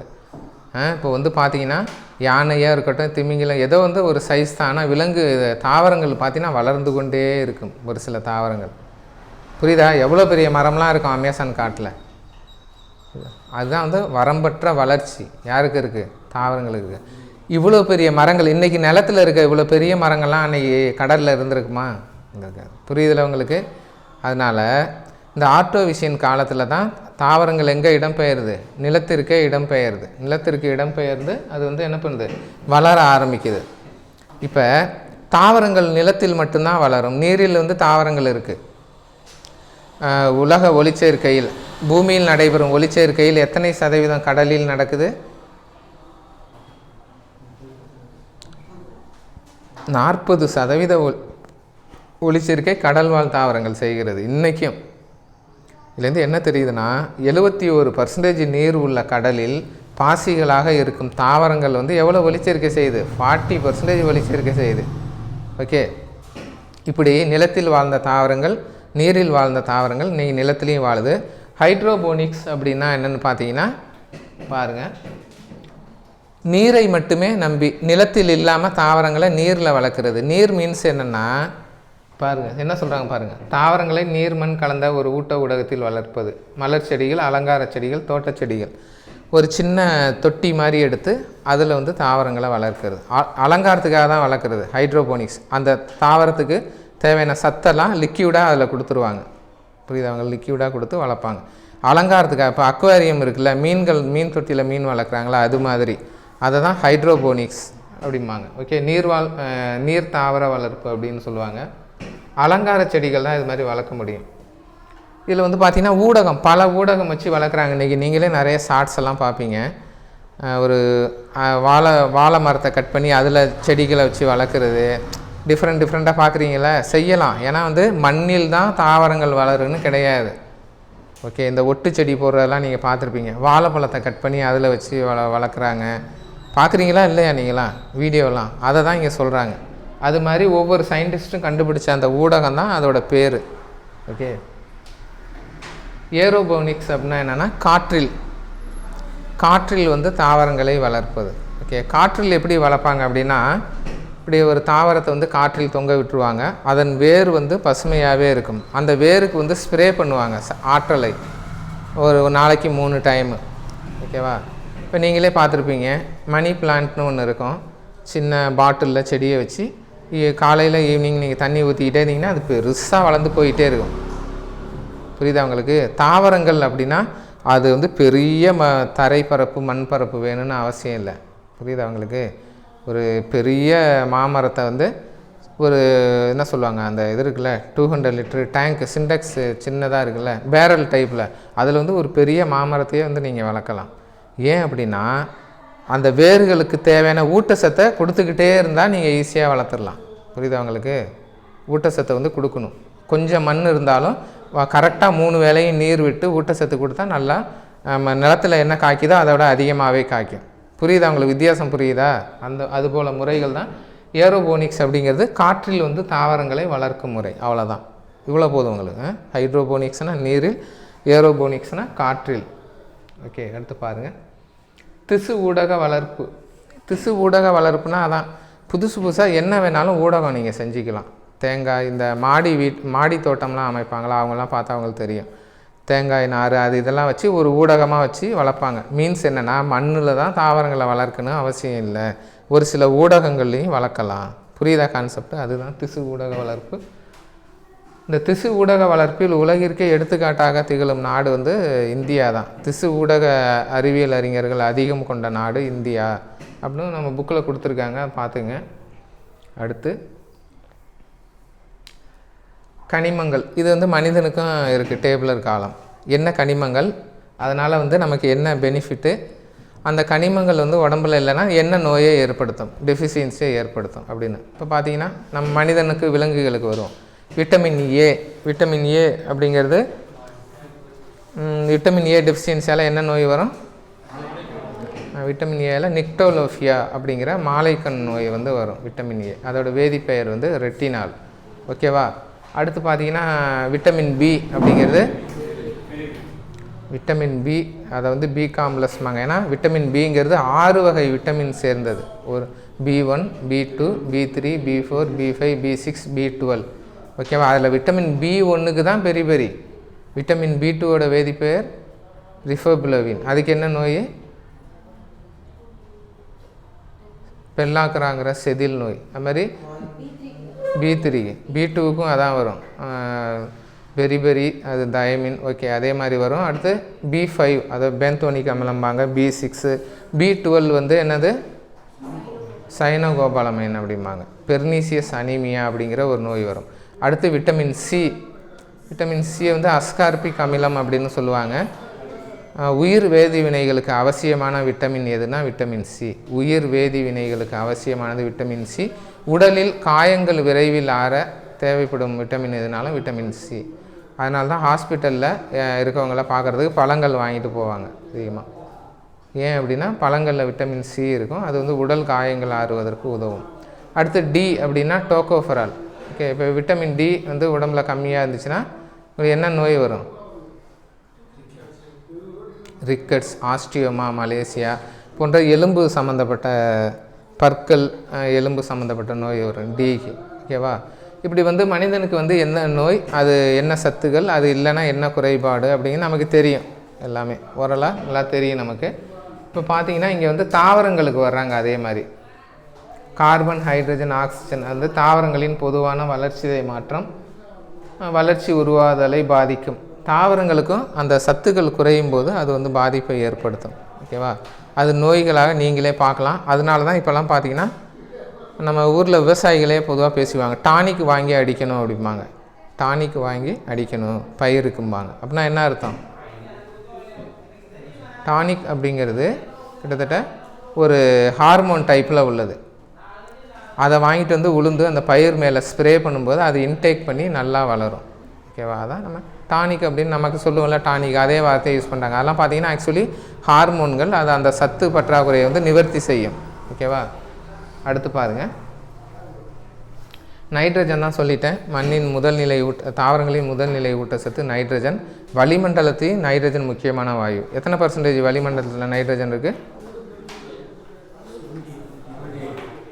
எவ்வளோ? வளிமண்டலத்தில் 78% 78 சம்திங், நீங்கள் 78% என்ன இருக்குது, நைட்ரஜன் இருக்குது. 21% ஆக்சிஜன் இருக்குது. வளிமண்டலத்தில் 99% நைட்ரஜனும் ஆக்சிஜனும் தான். அந்த ரிமைனிங் 1% தான் இதில் மற்ற எல்லா கேஸஸுமே. அது தெரியும்ல? ஓகே. அடுத்து இது வந்து நைட்ரஜன் சத்து பற்றாக்குறையால் பச்சைய சோகை, குன்றிய வளர்ச்சி, மலர்களின் வளர்ச்சி எல்லாத்துக்கும் காமனாகவே கொடுத்துருக்காங்க இதில். அதனால் இது பார்த்துங்க. பாஸ்பரஸும் வந்து ரொம்ப முக்கியம். ஓகேவா? பாஸ்பரஸும் மனிதர்களுக்கு முக்கியம், இதுக்கு வந்து விலங்கு தாவரங்களுக்கு முக்கியம். அது நைட்ரஜன், பாஸ்பரஸ், இது பொட்டாசியம் கே. பொட்டாசியம் அப்படிங்கிறது கே. ஓகேவா? இதில் வந்து பார்த்திங்கன்னா இதுக்கும் அதே மாதிரி ஒரு சில நோய், பல்வண்ண நோய். பொட்டாசியத்துக்கு பார்த்திங்கன்னா பல்வண்ண நோய். மனிதர்களுக்கு பொட்டாசியம் சத்து குறைந்தால் என்ன ஏற்படும் தெரியுமா? Very good. மனிதர்களுக்கு பொட்டாசியம் சத்து குறைந்தால் தசை இறுக்கம், அது என்ன சொல்லுவாங்க, தசை பிடிப்பு ஏற்படும். நீங்கள் கிராம்ப்ஸ் அப்படிம்பாங்க. ஃபுட்பால் பிளேயரு, கிரிக்கெட் பிளேயர்ஸ்க்கெலாம் நீங்கள் பார்த்துருப்பீங்க. தசை கிராம்ப், அதான் தசை சோர்வு, தசை பிடிப்பும்பாங்க. நல்லா ஆடிக்கிட்டு இருப்பாங்க, நல்லா ஸ்வெட்டிங் ஆகிட்டு இருக்கும். தசை பிடிப்பு யாருக்கு ஏற்படும்னு பார்த்துருக்கீங்களா? கிரவுண்டில் வந்தவொடனே யாருக்கும் ஏற்படாது. இப்போ சச்சின் டெண்டுல்கர் மாதிரி ரொம்ப நேரம் கிரவுண்டில் நின்று விளையாடுறாங்களா, அவங்களுக்கு தான் தசை பிடிப்பு வரும். ரொம்ப டைமுக்கு அப்புறம் கிட்டத்தட்ட கிரிக்கெட்லேயே நீங்கள் பார்த்துருப்பீங்க, 70-80 ரன்ஸ் அடிச்சிருப்பாங்க. அப்போ தான் கால் பிடிச்சிரும், அப்படியே ரிட்டையர்டு ஹெட் ஆகிட்டு போயிடுவாங்க. ஓகேவா? ஏன் அப்படின்னா அதிகமான வியர்வை வந்து வெளியேறும்போது பொட்டாசியம் அளவு உடலில் குறைந்து தசை இறுக்கம் ஏற்படும். அப்போ பொட்டாசியம் அளவு குறையாமல் இருக்க வாழைப்பழம் இதெல்லாம் சாப்பிடணும். இப்போ பார்த்துருக்கீங்களா, பிளேயர்ஸ் பொதுவாக வாழைப்பழம் சாப்பிடுவாங்க. வாழைப்பழம் ஏன் சாப்பிட்றாங்கன்னா பொட்டாசியத்தோட அளவை வந்து நிலைநிறுத்தி வைக்க. அது குறைஞ்சிச்சின்னா தசை பிடிப்பு வந்து ஏற்படும். அப்போ வந்து பார்த்திங்கன்னா இங்கே தாவரங்களில் வந்து பல்வண்ண பச்சைய சோகை, ஓகேவா, பல்வண்ண பச்சைய சோகை வந்து ஏற்படும் அப்படிங்கிறாங்க. சல்ஃபர், இது நமக்கு தெரியும். மெக்னீசியம், தாவரங்களுக்கு வந்து ஒளிச்சேர்க்கை செய்ய மெக்னீசியம் வந்து ரொம்ப முக்கியம். அது உங்களுக்கு தெரியும். மெக்னீசியம் வந்து ஒளிச்சேர்க்கை செய்ய ரொம்ப முக்கியம். அதை பற்றி இங்கே சொல்கிறாங்க. கால்சியமும் நம்மளை மாதிரியே தான். இரும்பு அப்படிங்கிறது தாவரங்களுக்கு தேவை, மனிதர்களுக்கு தேவை. மனிதர்களுக்கு இரும்பு சத்து குறைஞ்சாதான் அது வந்து என்ன சொல்லுவாங்கன்னா இரத்த சோகை அப்படிம்பாங்க. ஓகே. இரத்தத்திற்கு சிவப்பு நிறம் அளிப்பது எது? ஹீமோகுளோபின். ஹீமோகுளோபின் அப்படின்னாலே என்னது? இரும்பு சத்து தான். ஹீமோகுளோபின் வார்த்தையே எப்படி வந்துச்சுன்னா, இரும்பின் முக்கிய தாது என்னது? மேக்னடைட், ஹேமடைட், கோதைட், சிடரைட், இதெல்லாம் இரும்போட முக்கிய தாது. அந்த இரும்பின் முக்கிய தாது வந்து மேக்னடைட், ஹேமடைட். அந்த ஹேமடைட்லேருந்து தான் ஹீமோகுளோபின்கிற வார்த்தையே வந்துச்சு. ஓகேவா? இரும்பு சத்து குறைபாடு பெண்களுக்கு பொதுவாக எப்போ ஏற்படும் தெரியுமா? பெண்களுக்கு வந்து அந்த ஏஜ் அட்டன் பண்ணும்போது, ப்ரெக்னெண்ட்டாக இருக்கும்போது இரும்பு சத்து குறைபாடு வரும். அதனால தான் போலிக் அமில மாத்திரைகளை கிராம பகுதியில் கொடுப்பாங்க. ப்ரெக்னென்ட் டைமில், அந்த டைம்லலாம் பெண்களுக்கு வந்து பார்த்திங்கன்னா போலிக் அமில மாத்திரைகள் தருவாங்க. போலிக் அமில ஆசிட்டை கொடுப்பாங்க. அது என்ன, இரும்பு சத்தை வந்து நிவர்த்தி செய்ய. புரியுதா உங்களுக்கு? அதை தான் வந்து உங்களுக்கு இரத்த சோகை அப்படின்னு சொல்லுவாங்க. இரத்த சோகைக்கான அறிகுறிகள் பார்த்திங்கன்னா வெளிர் முகம், பார்த்த உடனே தெரிஞ்சிடும். முகம் வந்து கருப்பாக இருக்கவங்களுக்கு கூட மூஞ்செல்லாம் வெளுத்துரும், நகம்லாம் ஒயிட்டாக இருக்கும், ஒயிட்டிஷாக இருக்கும். அதை வச்சு கண்டுபிடிச்சிருவாங்க ரத்த சோகைன்னு. ஓகேவா? அது பார்த்துங்க. போரான் இதெல்லாம் கொடுக்குறாங்க. ஓகேவா? அடுத்து மாங்கனீஸு. ஓகே, ஃபுல்லாக இது டெப்த்தாக கொடுத்துருக்காங்க. தாமிரம், ஓகே, துத்தநாகம், மாலிப்டினம். மாலிப்டினம் வந்து அரிய வகை தாது. தமிழகத்தில் மாலிப்டினம் தாது எங்கு கிடைக்கிறது? தமிழகத்தில் மாலிப்டினம் என்ற அரிய வகை தாது எங்கு கிடைக்கிறதுன்னு ஒரு கொஸ்டின் ஜாகிரஃபியில் இருக்குது. தெரியுமா எங்கே கிடைக்குன்னு? தமிழகத்தில் மாலிப்டினம் என்ற அரிய வகை தாது எங்கு கிடைக்கிறது? தெரியாது. கரடிக்குட்டம், கஞ்சமலை பகுதிகள். கரடிக்குட்டம், கஞ்சமலை பகுதிகள் 2 இடத்துலையும் கிடைக்கிது. கரடிக்குட்டம்ங்கிறது மதுரை பக்கம் இருக்குது, கஞ்சமலை அப்படிங்கிறது சேலத்துக்கிட்ட இருக்குது. இந்த 2 இடத்துலையும் மாலிப்டினம் என்ற அரிய வகை தாது கிடைக்கிறது. அது ஒரு இது பார்த்துங்க.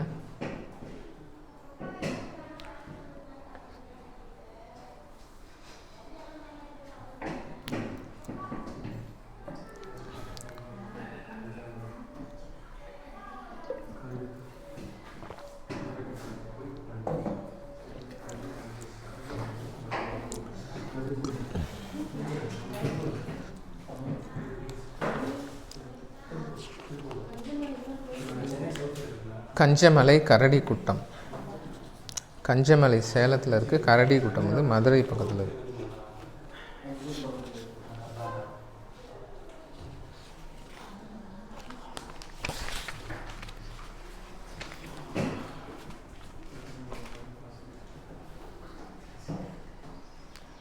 நம்ம என்ன பார்க்க போகிறோன்னா அடுத்து ஒளிச்சேர்க்கை பற்றி பார்க்குறோம். ஒளிச்சேர்க்கை ஆங்கிலத்தில் ஃபோட்டோசிந்தசிஸ் அப்படிம்பாங்க. ஃபோட்டோ அப்படின்னா ஒளி, அது தெரியுமா எல்லாருக்கும்? ஃபோட்டோனா என்ன? ஒளி. கலர் மாற்று. ஃபோட்டோ அப்படின்னா ஒளி. சிந்தசிஸ்னால் டு மேக் இல்லை பில்டு, உருவாக்குதல். அதான் ஒளி சேர்க்கை அப்படின்னு தமிழில் சொல்கிறாங்க. இந்த ஒளி சேர்க்கை பற்றி உங்களுக்கு பேசிக்கான விஷயத்த சொல்லிடுறேன், ஓகேவா? இப்போ நமக்கு வந்து முதல் நிலை ஊட்டச்சத்து அப்படின்னா குளுக்கோஸ். நமக்கு வந்து குளுக்கோஸ் தான் முதல் நிலை ஊட்டச்சத்து. அதை தான் கிளைக்கோஜன் அப்படின்னு நம்ம உடம்பு மாற்றி வச்சுக்கும். தாவரங்களுக்கு முதல் நிலை ஊட்டச்சத்துனா என்னது? எது? ஏடிபியா? என்பிகேவா? அது என்ன சத்தாக சேமித்து வைத்திருக்கும்? ஸ்டார்ச், தரசம் அப்படிம்பாங்க. ஸ்டார்ச்சாக வந்து தாவரங்கள் தங்களை ஆற்றலை சேமித்து வைத்துக்கொள்ளும். இந்த ஸ்டார்ச்சை தான் தாவரங்களே தயாரித்து கொள்கிறது. நமக்கு குளுக்கோஸ் இல்லை கிளைக்கோஜன் வேணும் அப்படின்னா தாவரங்களே விலங்குகளே சாப்பிட்டு நம்ம கொண்டு வரோம். ஆனால் தாவரங்கள் தங்கள் தேவையான ஸ்டார்ச் வந்து தாங்களே தயாரித்து கொள்கிறது. அதுக்கு மிக முக்கிய காரணம் ஒளிச்சேர்க்கை செய்கிறது. ஓகே, இப்போ ஒளிச்சேர்க்கை பற்றி உங்களுக்கு ஸ்கூல்லே நீங்கள் படிச்சிருப்பீங்க. இப்போ ஒளிச்சேர்க்கை யார் செய்கிறா அப்படின்னா ஆல்காக்களும் செய்யுது. ஆல்காக்கள்னால் பாசிகள், தாவரங்கள். ஓகே, இந்த பச்சை நிறமியை கொண்ட எல்லாமே வந்து குளோரோஃபில்ங்கிற பச்சை நிறமி உள்ள எல்லாருமே என்ன பண்ணலாம்? ஒளிச்சேர்க்கை செய்யலாம். இப்போ நம்மக்கிட்டையும் பச்சை நிறமி இருந்தால் நம்மளும் செய்யலாம். வெஸ்பா ஓரியண்டாலிஸ் அப்படிங்கிற ஒரு எறும்பு கூட ஒளிச்சேர்க்கை செய்யுது. 11th புக்கில் கொடுத்துருக்காங்க. வெஸ்பா ஓரியண்டாலிஸ். இங்கிலீஷில் எழுதி போகிறேன், நீங்கள் தமிழில் எழுதிங்க. வெஸ்பா ஓரியண்டாலிஸ். இது வந்து ஒரு எறும்பு. இது பார்த்தீங்கன்னா ஒளிச்சேர்க்கை செய்யுது. ஓகேவா? புக்கில் இருக்கிறதுனால இதை பார்த்துங்க. ஏன் ஒளிச்சேர்க்கை செய்யுதுன்னா, ஒளிச்சேர்க்கை செய்யும் நிறமியை அதன் முதுகுப்புறத்தில் வச்சுருக்கு. அதன் மேலே சூரிய ஒளி போடும்போது ஒளிச்சேர்க்கை செஞ்சு ஆற்றலை வந்து சேமித்து வைத்து கொள்கிறது. புரியுதா உங்களுக்கு?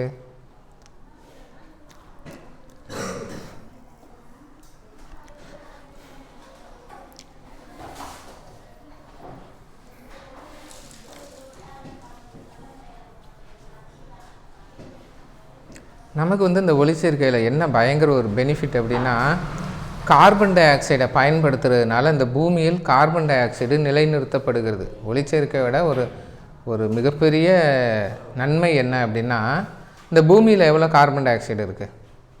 Nitrogen 78%, oxygen 21%. இந்த பூமியில் வந்து இந்த வளிமண்டலத்தில் அட்மாஸ்பியரில் எவ்வளோ கார்பன் டை ஆக்சைடு இருக்குது அப்படின்னா,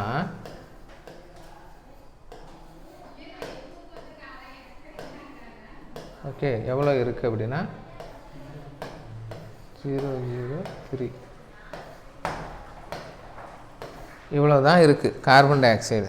ஓகேவா? இதுதான் கரெக்டான அளவு. இந்த அளவு கூடினாலோ குறைந்தாலோ பயங்கர ஆபத்து. இப்போ வந்து ஆக்சிஜன் வந்து எவ்வளோ இருக்குது? 21%. 21% ஆக்சிஜன் இருக்குது பூமியில். ஆக்சிஜன் தான் நம்ம பிராணவாயு, உயிர் வாயு அப்படின்னு சொல்கிறோம். இப்போ வந்து உடம்புக்கு ரொம்ப நல்லது. அப்படினால ஆக்சிஜனை வந்து 41% அட்மாஸ்பியரில் வந்துருச்சுன்னா நம்ம நிலைமை என்ன ஆகும்? நல்ல ஆக்சிஜன் கிடைக்கும், நல்ல தெம்பாக இருக்கும் அப்படின்னு நினைக்கக்கூடாது. ஏன் அப்படின்னா, எங்கேயோ ஒருத்தன் வந்து தீப்பெட்டியை பற்ற வைப்பான், காற்றே பற்றிக்கிட்டு எரியும். புரியுதா கான்செப்டு? இது 21% இருக்கிறதுனால தான் எரிதலுக்கு துணை புரியும் வாயுவாக மட்டும் ஆக்சிஜன் இருக்குது. அதே வந்து மேஜர் குவான்டிட்டியில் இருந்துச்சுன்னா சேர்ந்தே எரியும். கான்செப்ட் புரியுதா? அப்போ இருக்கக்கூடாது தானே. இதே வந்து ஆக்சிஜன் இப்போ எவரெஸ்ட் சிகரம் அங்கெல்லாம் போகும்போது 12-13% தான் இருக்கும். எவரெஸ்ட் சிகரத்தில் ஆக்சிஜன் எவ்வளோ இருக்கும்? 12-13. அங்கே சுவாசிக்க முடியாது, மூச்சு திணறல் வந்து இறந்துருவாங்க. அதுக்கு தான் வந்து ஆக்சிஜன் சிலிண்டரை வந்து எடுத்துகிட்டு போகிறாங்க. புரியுதா? எவரெஸ்ட்டில் ஏறுறவங்களாம் எது எடுத்துகிட்டு போகிறாங்களோ இல்லையோ, சாப்பாடு எடுத்துகிட்டு போகிறாங்களோ, தண்ணி எடுத்துகிட்டு போகிறாங்களோ இல்லையோ, என்ன எடுத்துகிட்டு போவாங்க? சிலிண்டரை மெயினாக கேரி பண்ணிக்குவாங்க. ஏன் அப்படின்னா மூச்சு திணறல் வந்து உயிரிழந்துருவாங்க. ஏன்னா அங்கே வந்து நீர் வந்து ஈஸியாக கிடச்சிடும். ஏன்னா ஐஸ் தானே, அங்கே என்ன இருக்குது, நீர் எடுத்த ஐஸ் இருக்குது, எங்கே போனாலும் பனி கட்டி அதை ஹீட் பண்ணி குடிச்சிக்கலாம். புரியுதா அவங்களுக்கு? ஆனால் ஆக்சிஜன் சிலிண்டர் வந்து ரொம்ப முக்கியம். ஆக்சிஜன் சிலிண்டரில் எந்த வாயு கலவை பயன்படுத்தப்படுகிறதுன்னு உங்களுக்கு தான் கேட்டாங்க. ஆக்சிஜன் சிலிண்டரில் என்ன பயன்படுத்தும்? ஆக்சிஜன் தான் பயன்படுத்துவாங்க, அப்படி தானே? ஆக்சிஜன் சிலிண்டர் என்ன வாயு கலவை? ஆக்சிஜனை மட்டும் பயன்படுத்த மாட்டாங்க. ஆக்சிஜன் வந்து குறைந்த வெப்பநிலையில் சுவாசிக்க முடியாது. அதுக்கு வந்து என்ன சொன்னால் ஹீலியம், ஆக்சிஜனை வந்து ஹீலியத்துடன் பயன்படுத்துவாங்க அடர்த்தி குறைவாக உள்ளதுக்கு. கடலில் முத்து குளிப்பவர்கள் ஆக்சிஜனுடன் ஹீலியம் கலந்த கலவையை பயன்படுத்துவார்கள்னு ஒரு தடவை கேட்டாங்க, 2-3 தடவை கேட்டிருக்காங்க, பார்த்துங்க. ஓகே, இந்த கார்பன் டை ஆக்சைடு பார்த்தீங்கன்னா இவ்வளோ தான் இருக்கணும், 0.00% தான் இருக்கணும். இது அதிகமானால் என்ன ஆகும் அப்படின்னா குளோபல் வார்மிங் வந்து அதிகமாகிடும். ஏன்னா கார்பன் டை ஆக்சைடுக்கு ஒரு இது இருக்குது, ஹேபிட் இருக்குது, வெப்பத்தை வந்து ஈர்த்து வைத்துக்கொள்ளும் தன்மை உடையது. வெப்பத்தை என்ன பண்ணும்? ஈர்த்து வைத்துக்கொள்ளும் தன்மை உடையது. ஜாகிரஃபிலேயே நான் உங்களுக்கு சொன்னேன், சூரிய குடும்பத்தில் புதன் தான் சூரியனுக்கு பக்கத்தில் இருக்குது. ஆனால் வெப்பமான கோள்னால் எது? வெள்ளி. ஏன் வந்து வெள்ளி வெப்பமான கோள்னால் வெள்ளியை சுற்றி கார்பன் டை ஆக்சைடு ஃபுல்லாக இருக்குது. அப்போனா வெள்ளி கிரகத்தோட வெப்பநிலையை வந்து இமேஜின் பண்ணி பாருங்கள். ஏன்னா அதனால தான் பகலில் வந்து 450 டிகிரி செல்சியஸ் வெப்பமும், நைட்டில் ஒரு 200 டிகிரி செல்சியஸ் வெப்பம் குளிர் நேரத்தில். அப்படின்னா என்னன்னு நினச்சி பாருங்கள் வெள்ளியில். அதுக்கு என்ன காரணம்? கார்பன் டை ஆக்சைடு இருக்குது. அப்போ நமக்கு வந்து கரெக்டாக இருக்குது கார்பன் டை ஆக்சைடு. இது கடவுளோட படைப்பாக என்னன்னு நமக்கு தெரியாது. புரியுதா அவங்களுக்கு? எல்லாமே கரெக்டாக இவ்வளோ தான் இருக்கணும்னு வச்சுருக்காங்க. அந்த ஒரு இதுக்கு சொல்கிறேன். இப்போ கார்பன் டை ஆக்சைடு இவ்வளோ தான் இருக்குன்னு, இது அதிகமானால் என்ன பண்ணுன்னா பல பாதிப்புகளை ஏற்படுத்தும். இந்த கார்பன் டை ஆக்சைடே இந்த கார்பன் டை ஆக்சைடு இதே அளவு தான் இருக்கணும், இது அதிகமாகக்கூடாது. அதிகமான பாதிப்பு. அதை வந்து நிலைநிறுத்துவது, கார்பனை நிலைநிறுத்துவதால் கார்பன் தொட்டி என அழைக்கப்படுவது காடுகள். கார்பனை நிலைநிறுத்துவதால் கார்பன் தொட்டி என அழைக்கப்படுவது காடுகள், மீன்ஸ் தாவரங்கள். ஓகேவா? அவ்வளோ முக்கியம். இதை எப்படி நிலைநிறுத்துதுன்னா ஒளிச்சேர்க்கைக்கு கார்பன் டை ஆக்சைடை பயன்படுத்தி கொள்ளுது தாவரங்கள். ஒளிச்சேர்க்கையின் போது கார்பன் டை ஆக்சைடு நீரை எடுத்து சூரிய ஒளி பச்சையத்தின் முன்னிலையில் உங்களுக்கு என்னது ஸ்டார்ச்சையும் நீரையும் ஆக்சிஜனையும் வெளியிடுகிறது. கடைசியில் ஆக்சிஜனை என்ன பண்ணுது? வெளியிடுது. இந்த நிகழ்ச்சியை தான் நம்ம ஒளிச்சேர்க்கை அப்படின்னு சொல்கிறோம். பூமியின் மீது படும் மொத்த சூரிய ஒளியில் 0.2% மட்டுமே ஒளிச்சேர்க்கைக்கு பயன்படுத்தப்படுகிறது. சூரியனிலிருந்து வரும் மொத்த ஒளியில் எவ்வளோ ஒளிச்சேர்க்கைக்கு பயன்படுத்தப்படுகிறது? 0.2 தான் ஒளிச்சேர்க்கைக்கு பயன்படுது. மீது எல்லாமே ரிட்டன் போயிடும். அது நான் உங்களுக்கு சொல்லியிருக்கேன். உங்களுக்கு ஒரு தடவை சொன்னல அல்பிடோன்னு சொன்னால, அல்பிடோனா ஞாபகம் இருக்கா? உங்களுக்கு தான் சொன்னேன்னு நினைக்கிறேன். அல்பிடோனா என்னன்னு தெரியுமா? அல்பிடோ தெரியாதா?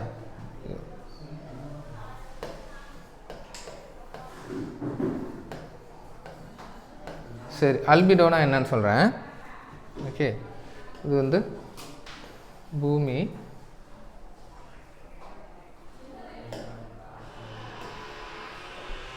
பாருங்க, இது வந்து என்னது? சூரியன். இது வந்து பூமி. ஓகேவா? ஏதாவது பாருங்க. இப்போ சூரியனிடமிருந்து 100% வெப்ப ஆற்றல் பூமி மேலே படுது. இந்த வெப்பம் முழுவதையும் பகல் நேரத்தில் பூமி வந்து உள்வாங்கிக்குது. மேக்சிமம் பார்த்திங்கன்னா கடலும் வெப்பத்தை உள்வாங்கும். கடலும் என்ன பண்ணால் வெப்பத்தை அப்படியே உள்வாங்கி கொண்டுக்கிட்டே போகும், கடல் ஆழத்துக்கு வரை கொண்டு போகும். நிலமும் வந்து வெப்பத்தை உள்வாங்கும் பகல் முழுவதும். இந்த உள்வாங்கிய வெப்பத்தை ஒவ்வொரு நாளும் பூமி ஹீட் ஆகுது, கடல் ஹீட் ஆகுது, சூரியன் அடுத்த நாள் உதிச்சிக்கிட்டே இருக்குது. இந்த ஹீட்டெல்லாம் நம்ம சேமித்து வைத்தால் நம்ம நிலைமை என்ன ஆகும்? புரியுதா அவங்களுக்கு? வெப்பம் எதுக்கோ அதை யூஸ் பண்ணிவிட்டு ரிட்டனை வந்து எப்பயுமே கொடுத்துடணும். பூமி அந்த வேலையை கரெக்டாக பண்ணும். எவ்வளோ வெப்பம் வந்து இப்போ 100% வெப்பம் வந்து பூமிக்கு அனுப்புதா சூரியன், நமக்கு 100% இருந்தால் பூமி தீ பிடிச்சிரும். அப்போ நம்ம என்ன பண்ணுறோம்?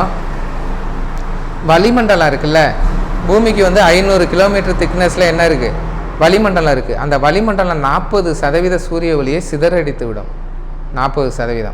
மீதி பூமிக்கு வந்து 60% மட்டுமே வெப்பம் வரும். அந்த 60% வெப்பத்தையும் மாலை நேரத்தில் நம்ம என்ன பண்ணுவோம், அப்படியே ரிட்டர்ன் கொடுத்துருவோம். பகல் முழுவதும் பெற்ற வெப்பத்தை இந்த ஈவினிங் நேரத்தில் காலையில் எப்படி இருந்துச்சோ பூமி அதே மாதிரி மாறிடுதா. கடலும் என்ன பண்ணுன்னா உடனே கொடுக்க முடியாது. நைட்டு ஃபுல்லாக வெப்பத்தை ரிலீஸ் பண்ணிக்கிட்டே இருக்கும் கடல். நைட்டு ஃபுல்லாக என்ன பண்ணும், பகல் முழுவதும் கொஞ்சம் கொஞ்சமாக வாங்கி ஒரு 10-30 அடிக்கு கடல் நீர் ஹீட்டாக இருக்கும். நைட்டு வந்து அப்படியே ரிட்டர்ன் கொடுக்கும். இதை தான் வந்து அல்பிடோ, சூரிய கதிர்வீச்சால் பெறப்பட்ட வெப்பமானது மாலை நேரத்தில் திரும்பவும் வளிமண்டலத்திற்கு திருப்பி அனுப்பப்படும் நிகழ்வு அல்பிடோ எனப்படும். சூரிய கதிர்வீச்சால் பெறப்பட்ட வெப்பமானது மாலை நேரத்தில் மீண்டும் வளிமண்டலத்திற்கே திருப்பி அனுப்பப்படும் நிகழ்வு அல்பிடோ எனப்படும். புரியுதா? நிலத்தில் உடனே அவுட் ஆயிரும். நிலத்தில் வந்து ஈவினிங் 4-4:30க்கெலாம் ஹீட்டு ரிட்டன் போக ஆரம்பிச்சிடும். 6 மணிக்கெலாம் சுத்தமாக முடிச்சிடும். நீரில் மட்டும் மெதுவாக போகும் வெப்பம் மேலே. புரியுதா அவங்களுக்கு? நீர் வந்து மெதுவாக சூடேறும், வெப்பத்தையும் மெதுவாக இழக்கும். புரியுதா கான்செப்டு? ஓகே, அதை தான் இப்போ வந்து நம்ம இது ஓகே இங்கேருந்து பார்ப்போம். ஒளிச்சேர்க்கையில் கார்பன் டை ஆக்சைடு முக்கியமான ஒரு ரோல் பண்ணுது. அதை பார்த்துட்டோமா? இப்போ கார்பன் டை ஆக்சைடு பற்றியும் பார்த்துட்டோம். ஒளிச்சேர்க்கை நடைபெறும் இடங்கள் அப்படின்னா நீங்கள் வந்து இலைகள் மட்டும் சொல்லக்கூடாது. பசுந்தாவரத்தில் இலைகள், பசுமையான தண்டுகள், மொட்டுகள் ஆகியவற்றில் ஒளிச்சேர்க்கை நடைபெறும். பசுமையான இலைகள், தண்டுகள், மொட்டுகள் இதில் வந்து ஒளிச்சேர்க்கை நடைபெறும். ஏன்னா மொட்டுலையும் பச்சையம் இருக்கும், அதனால் ஒளிச்சேர்க்கை நடைபெறும். ஓகே, அடுத்து இருங்க, இதில் என்ன சொல்கிறேன்னு பார்த்தோம்.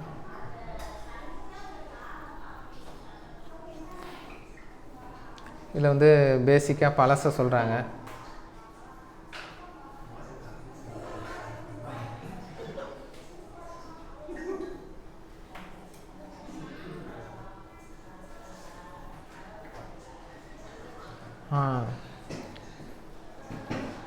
ஒளிச்சேர்க்கை பகலில் மட்டுமே நடக்கும். ஒளிச்சேர்க்கை என்பது கார்பன் டை ஆக்சைடு எடுத்துக்கொள்ளப்பட்டு ஆக்சிஜன் வெளியிடப்படும். இரவு நேரத்தில் தாவரங்கள் மனிதனைப் போலவே ஆக்சிஜனை எடுத்துக்கொண்டு கார்பன் டை ஆக்சைடை வெளியிடும். அப்படி தான் சொன்னாங்க 1970 ஒரு சயின்டிஸ்ட்டு. அப்படி கிடையாது, தாவரங்கள் 24 மணி நேரமும் சுவாசிக்கிறது. ஒளிச்சேர்க்கை செய்யும்போது அது தனி.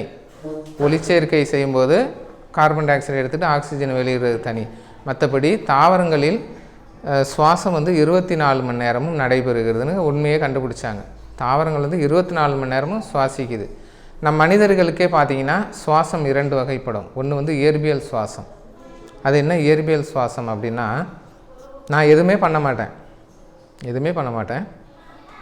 வளிமண்டலத்தில் உள்ள காற்று என் நுரையீரலுக்கு வந்து நுரையீரலில் உள்ள காற்று வளிமண்டலம் திரும்ப போயிட்டே இருக்கும். இது எப்படி நடக்குது அப்படின்னா, நான் வந்து காற்று அப்படி வந்து உள்ளே இழுக்கிறேன், எனக்கு தெரியாமல் உள்ளே இழுக்கும்போது காற்று பைகள் வந்து என்ன பண்ணுது, விரிவடைந்து அழுத்தம் குறையுது. அப்போ அழுத்தம் குறையும் போது அழுத்தம் அதிகமாகும் போது என்ன பண்ணும், காற்றை வந்து ஆட்டோமேட்டிக் நான் வெளியில் விட்டுருவேன். சுருங்கும் போது இங்கே அழுத்தம் வந்து குறையும். அப்போ தானாக வந்து காற்று உள்ளே வரும். இது வந்து நீங்கள் தூங்கும்போது நடக்குதா? இதுதான் இயற்பியல் சுவாசம்பாங்க. இது ஒரு சுவாசம். நம்ம உள்ள செல்லுக்குள்ளே ஒவ்வொரு செல்லும் சுவாசிக்குது, அதுதான் செல் சுவாசம். ஓகேவா? மனிதனுக்கு வந்து சுவாசித்தலோட ஆற்றலும் கிடைக்கிது. நீங்கள் இப்போ சாப்பிட்றீங்க, ஃபுல்லாக சாப்பிட்டுட்டு சுவாசிக்காமல், காற்றை வந்து சுவாசிக்காமல், இல்லைன்னா செல்கள்லாம் சுவாசிக்கலை அப்படின்னா அந்த சாப்பாடு உங்களுக்கு செரிக்குமா? செரிக்காதுல்ல. ஒரு இறந்த மனிதனுக்கு நீங்கள் உணவை வந்து உடம்புக்குள்ளே செலுத்திடுறீங்க, அது ஆற்றலாக மாறுமா? மாறாது. அப்போ உணவு வந்து ஆற்றலாக மாறி யாருக்கு ஆற்றலை கொடுக்கும் அப்படின்னா, சுவாசிக்கும் உயிருள்ள மனிதனுக்கு தான் ஆற்றலை கொடுக்குது. அதனால் சுவாசம் என்பது ஆற்றலுடன் தொடர்புடையது. அந்த ஆற்றல் எப்போ கிடைக்குன்னா, ஒரு மனிதன் ஒரு விலங்கில் உள்ள அனைத்து செல்களும் சுவாசிக்கும், உள் சுவாசம் செய்யும். அதனால் வெளி சுவாசம் உள் சுவாசம்னு 2 இருக்குது. ஓகேவா? நார்மலாக இயற்பியல் சுவாசங்கிறது இப்போ நம்ம பண்ணிக்கிட்டு இருக்காது. இந்த காற்று உள்ளே போனதுக்கப்புறம் ரத்தத்தோடு கலந்து ஒவ்வொரு செல்களுக்கும் ஹீமோகுளோபின் போகுது பாருங்கள், அப்போ நடக்கும் இன்னொரு சுவாசம். அதையும் நம்ம இதில் டெப்த்தாக பார்ப்போம். நம்ம இப்போ வந்து தாவரங்களை பற்றி மட்டும் பார்த்துக்கிட்டு இருக்கோம். ஓகேவா? ஓகே, இதில் வந்து இப்போ நான் இதில் வந்து ஒவ்வொரு சயின்டிஸ்ட்டும் அந்த காலம் மாறிக்கிட்டே இருக்குது பாருங்கள். காலம் வந்து மாறிக்கிட்டே போகும்போது அவங்களோட கண்டுபிடிப்போட இதுவும் டெப்த்தும் அதிகமாகிட்டே போகுது. அதை தான் இங்கே சொல்கிறாங்க.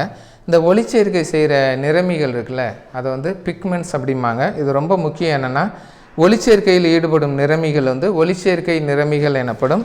இவை 2 வகைப்படும். முதன்மை நிறமிகள், துணை நிறமிகள். முதன்மை நிறமிகள், துணை நிறமிகள்.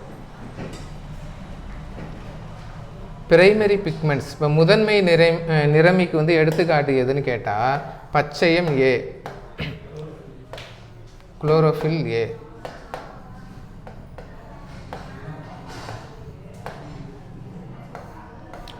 முதன்மை நிறமிக்கு எடுத்துக்காட்டு எதுன்னா பச்சையம் ஏ. ஓகே. துணை நிறமி, துணை நிறமிக்கு எடுத்துக்காட்டு எதுன்னா பச்சையம் பி, சாந்தோஃபில், கரோட்டினாய்டு, மைக்கோஃபிலின்கள். துணை நிறமிக்கு எடுத்துக்காட்டு பச்சையம் பி, சாந்தோஃபில், கரோட்டினாய்டுகள், மைக்கோஃபிலின்கள். இதெல்லாம் துணை நிறமிகள்.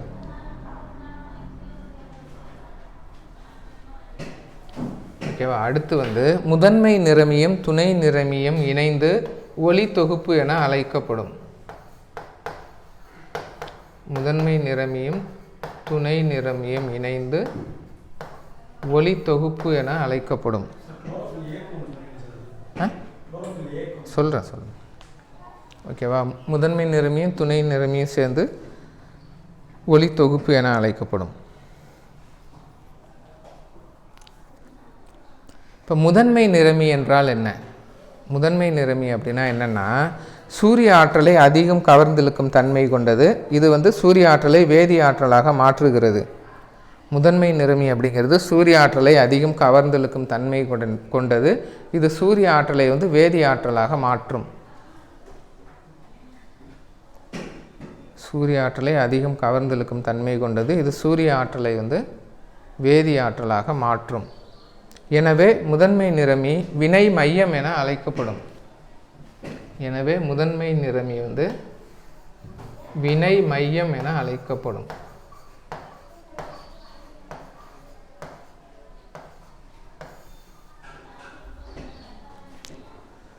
முதன்மை நிறமி வினை மையம் என அழைக்கப்படும். இப்போ துணை நிறமிகள் என்ன பண்ணும் அப்படின்னா சூரிய ஆற்றலை கவர்ந்து முதன்மை நிறமிக்கு அனுப்பிவிடும். இது வந்து என்ன செய்யாது, வேதி ஆற்றலாக மாற்றும் திறன் கிடையாது. சூரிய ஆற்றலை கவர்ந்து முதன்மை நிறமிக்கு அனுப்பி வைப்பது துணை நிறமிகளின் வேலை. ஓகேவா. அடுத்து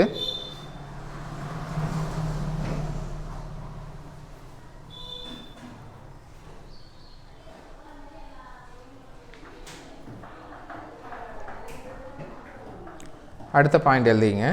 ஒளிச்சேர்க்கையின் முழு நிகழ்ச்சியும் பசுங்கணிகத்தில் நடைபெறும்.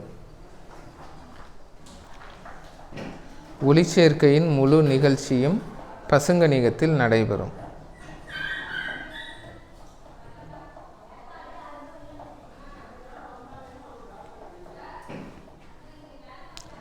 அடுத்து என்ன உங்களுக்கு தெரியும்னா பகல் நேரத்தில் ஒளிச்சேர்க்கையின் ஒளிவினை நடக்கும். இரவு நேரங்களில் மற்ற நேரங்களில் வந்து இருள் வினை நடக்கும். இதை தான் லேட்டஸ்ட்டாக கண்டுபிடிச்சாங்க. ஓகேவா.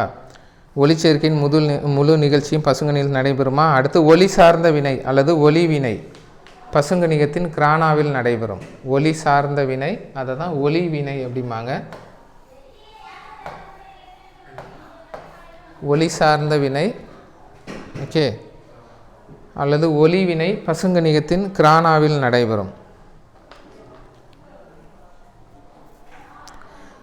ஒளி சாராத வினை அல்லது இருள் வினை பசுங்கணிகத்தின் ஸ்ட்ரோமாவில் நடைபெறும்.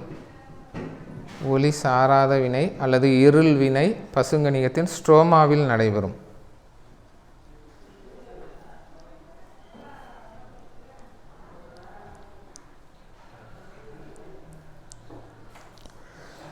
இதுலேருந்து என்ன கண்டுபிடிச்சாங்கன்னா பகலில் ஒளிச்சேர்க்கையும் இரவில் வந்து ஒளி சுவாசம் என தொடர்ந்து நடந்துக்கிட்டே இருக்கும். பகலில் வந்து ஒளிச்சேர்க்கை ஆரம்பிச்சுட்டு நைட்டு ஃபுல்லாக தாவரம் வந்து வேலை செய்யுது. உணவு தயாரிக்கிறதுக்கு என்ன பண்ணுது, ஃபுல்லாகவே கஷ்டப்படுது. நம்ம என்ன பொதுவாக படிச்சிருப்போம், பகலில் ஒளிச்சேர்க்கை செய்யும், உணவு தயாரிக்கும், நைட்டு ரெஸ்ட் எடுக்கும் அப்படின்ட்டு. புரியுதா கான்செப்ட் உங்களுக்கு? போட்டித் தேர்வு படிக்கிற உங்களுக்கும் அப்படி தான்.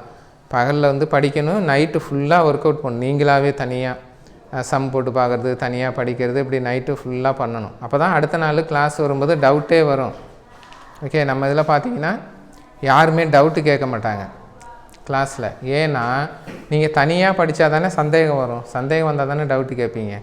நீங்கள் வந்து படிக்கவே இல்லை, நடத்தினதோட மூடி வச்சிட்டிங்கன்னா டவுட்டே வராது. இப்போ தாவரங்கள் என்ன பண்ணுது பாருங்கள், பகல் முழுவதும் ஒளிச்சேர்க்கை செஞ்சுட்டு நைட்டு முழுவதும் அதை ஆற்றலாக மாற்றுவதற்கு நைட்டு ஃபுல்லாக வேலை பார்த்துக்கிட்டே இருக்குது தாவரங்கள், எல்லா தாவரங்களும். ஓகே, அதை பார்த்துங்க. இந்த ஒளி வினை இருக்குல்ல, இதை கண்டுபிடிச்சது யாருன்னா ஹில். அதனால் வந்து இது ஹில் வினை அப்படின்னே சொல்லுவாங்க. ஒளி வினையை கண்டுபிடித்தது ராபின் ஹில்.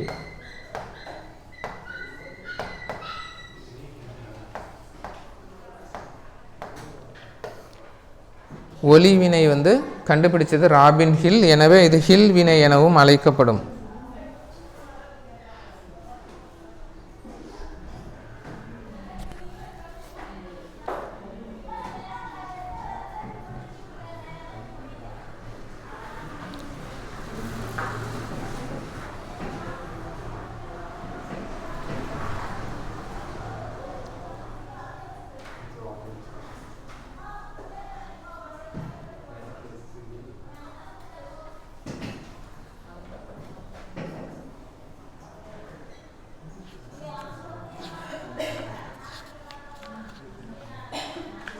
இந்த ஒளிச்சேர்க்கை நடந்து ஏடிபியை வந்து உருவாக்கும். ஏடிபி வரும். ஏடிபியை உருவாக்கினோன்னே இந்த ஏடிபி தான் இருள் வினைக்கு பயன்படுத்தப்படும். ஓகேவா? இப்போ இருள் வினை பற்றி சொல்லணும் அப்படின்னா இருங்க, இருள் வினை சொல்லிடுறேன், அதை அடுத்து சொல்கிறேன்.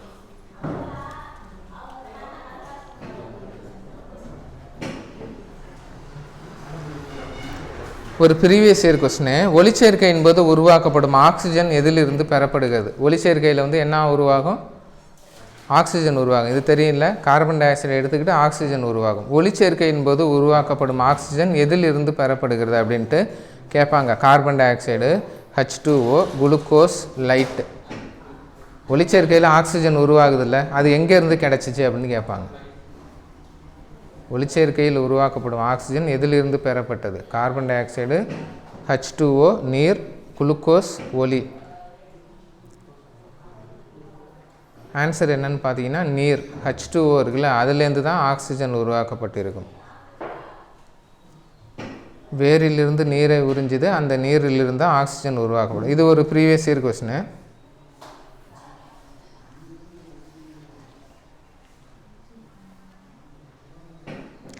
ஓகே, அடுத்து இதில் என்ன ஸ்பெசிஃபிக்காக உள்ளது தான் ஸ்பெஷலாக கேட்பாங்க. என்னென்னா காற்றில்லா ஒளிச்சேர்க்கையும் இருக்குது. சில பாக்டீரியங்களில் ஆக்சிஜன் வந்து வெளியிடப்படுவதில்லை. பாக்டீரியங்களும் என்ன பண்ணும்? ஒளிச்சேர்க்கை செய்யும். அதில் வந்து ஆக்சிஜன் வெளியிடப்படுவதில்லை. எடுத்துக்காட்டு தான் பசுங்கந்தக பாக்டீரியா, ஊதா கந்தக பாக்டீரியா. பாக்டீரியங்களில் நடைபெறும் ஒளிச்சேர்க்கையின் போது ஆக்சிஜன் வெளியிடப்படுவதில்லை. தாவரங்கள் செய்கிற ஒளிச்சேர்க்கையில் ஆக்சிஜன் உற்பத்தி செய்து வெளியிடப்படும். பாக்டீரியா ஒளிச்சேர்க்கையில் ஆக்சிஜன் வெளியிடப்படாது. அது ஒன்று பார்த்துங்க.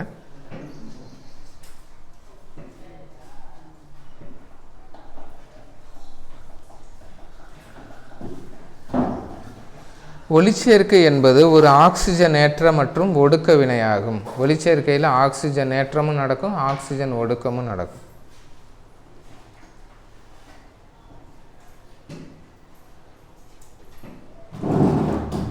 ஒளிச்சேர்க்கை என்பது ஒரு ஆக்சிஜனேற்ற மற்றும் ஒடுக்க வினையாகும். அடுத்த பாயிண்ட், ஒளிச்சேர்க்கையின் முதல் கட்ட நிகழ்வில் ஒளி தேவைப்படுவதால் அது ஒளிவினை எனப்படும். ஒளிச்சேர்க்கையின் முதல் கட்ட நிகழ்வில் ஒளி தேவைப்படுவதால் அது ஒளிவினை எனப்படும். ஒளிச்சேர்க்கையின் முதல் கட்ட நிகழ்வில் ஒளியானது தேவைப்படுவதால் அது ஒளிவினை எனப்படும். அடுத்த பாயிண்ட், ஒளிச்சேர்க்கையின் இரண்டாம் கட்ட நிகழ்வில் ஒளி தேவைப்படுவதில்லை.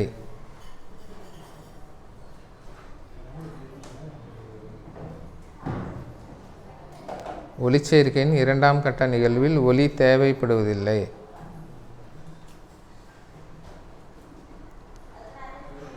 ஒளிவினையில் உருவான ஆற்றலை பயன்படுத்தி கார்பன் டை ஆக்சைடு கார்போஹைட்ரேட்டாக ஒடுக்கம் அடைகிறது. ஒளிவினையில் உருவான ஆற்றலை பயன்படுத்தி கார்பன் டை ஆக்சைடானது கார்போஹைட்ரேட்டாக ஒடுக்கம் அடைகிறது. இதுவே இருள் வினை எனப்படும். இன்னொரு தான் சொல்கிறேன், நல்லா கேட்டுங்க. இரண்டாம் கட்ட நிகழ்வில் ஒளி தேவைப்படுவதில்லை. ஒளி வினையில் உருவான ஆற்றலை பயன்படுத்தி கார்பன் டை ஆக்சைடு கார்போஹைட்ரேட்டாக ஒடுக்கமடைகிறது. இதுவே இருள் வினை எனப்படும். இருள் வினை கால்வின் பென்சன் சுழற்சி எனவும் அழைக்கப்படும். இதை கண்டுபிடிச்சது யாருன்னா கால்வின் பென்சன். இருள் வினை கால்வின் பென்சன் சுழற்சி எனவும் அழைக்கப்படுகிறது. எழுத மாட்டேங்குது.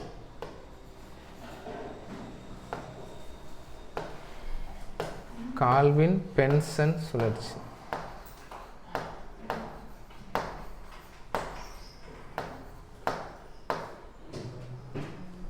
இருள் வினை கால்வின் பென்சன் சுழற்சி எனவும் அழைக்கப்படுகிறது. இது எழுதிங்க.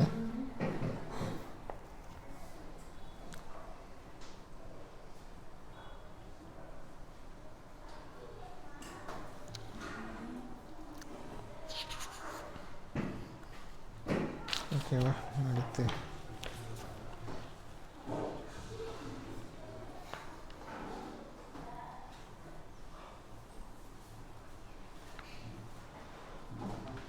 ஆயிரத்தி 1961 கால்வினுக்கு வந்து நோபல் பரிசு கொடுக்கப்பட்டது. இதை கண்டுபிடிச்சதுனால 1961 தான் சொல்கிறாங்க. இப்போ ஒளிச்சேர்க்கை பகலில் நடக்குது, நைட்டு.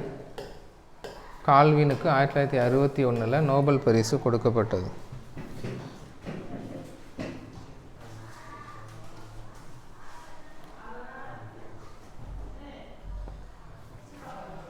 Okay, Calvin.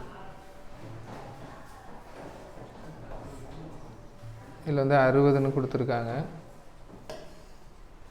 ஒரு புக்கில் வந்து 61, புக்கில் வந்து 61ன்னு கொடுத்துருக்காங்க. நான் அதே போட்டுங்க. அடுத்து C3 C4 அப்படின்னா ஒளிச்சேர்க்கை என்பது ஒளியின் உதவியால் உருவாக்குதல். டெஃபினிஷன் சொல்கிறாங்க. இந்த செயல்தான் அனைத்து உயிர் வேதி வினைகளுக்கும் அடிப்படையாக உள்ளது. இது நீருக்கும் கார்பன் டை ஆக்சைடுக்கும் இடையே நடைபெறும் ஒரு ஆக்சிஜன் ஒடுக்க வினையாகும். பாருங்கள்,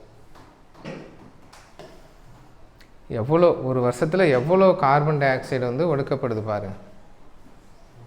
இந்த இதை வந்து தாவரங்கள் தான் செய்யுது, காடுகள். இதை செய்யலை அப்படின்னா பூமி வந்து அழிந்து விடும். அதனால தான் தாவரங்களை வந்து அழியாமல் நம்ம பார்த்துக்கணும். தாவரங்கள், காடுகள் வந்து பூமியை பாதுகாக்குது. ஓகேவா? அடுத்து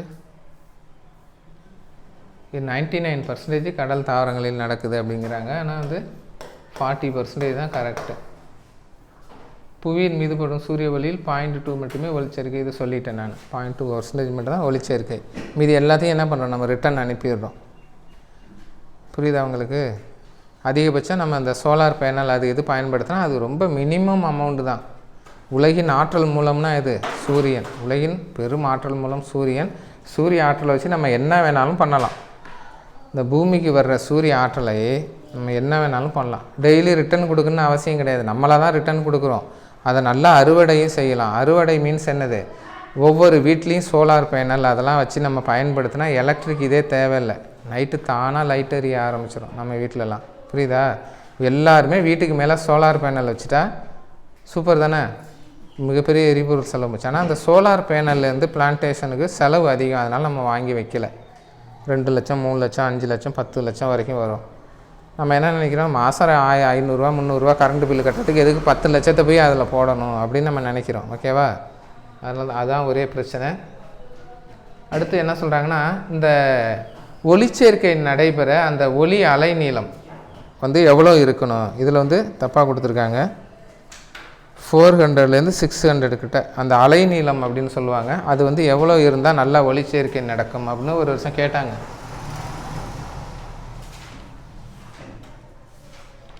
இந்த அலை நீளம்ங்கிறது நேனோமீட்டரில் அளப்பாங்க. இது 400லேருந்து 700 நேனோமீட்டர் வந்து இருக்கிறது நல்ல அலை நீளம். இது ஒரு வருஷம் டிஎன்பிஎஸ்சியில் கேட்டாங்க. ஒளிச்சேர்க்கை நடைபெற தேவையான கண்ணுறு ஒளியின் அலைநீளம், மிக சிறந்த அலைநீளம் வந்து 400 to 700 நேனோமீட்டர்.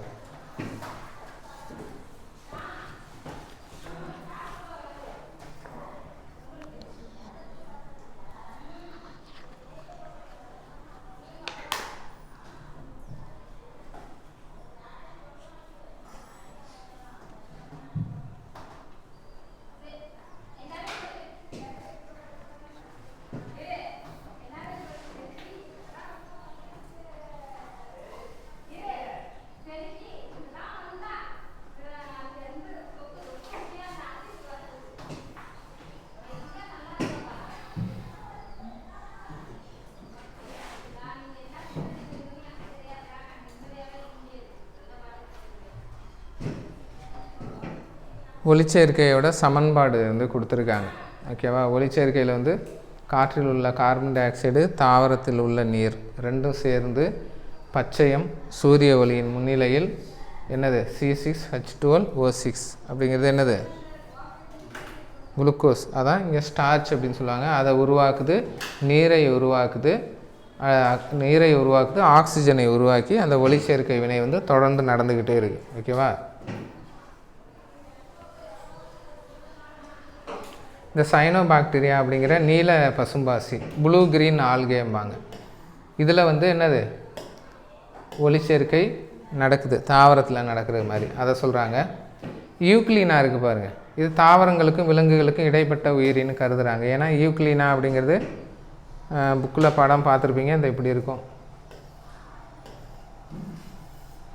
ஓகேவா? யூக்ளினாங்கிறது இப்படி இருக்கும், இந்த கசையிலாம் இப்படி இருக்கும். ஐயோ போச்சு, எப்படி பண்ணலாம்? சரி சரி போதும்.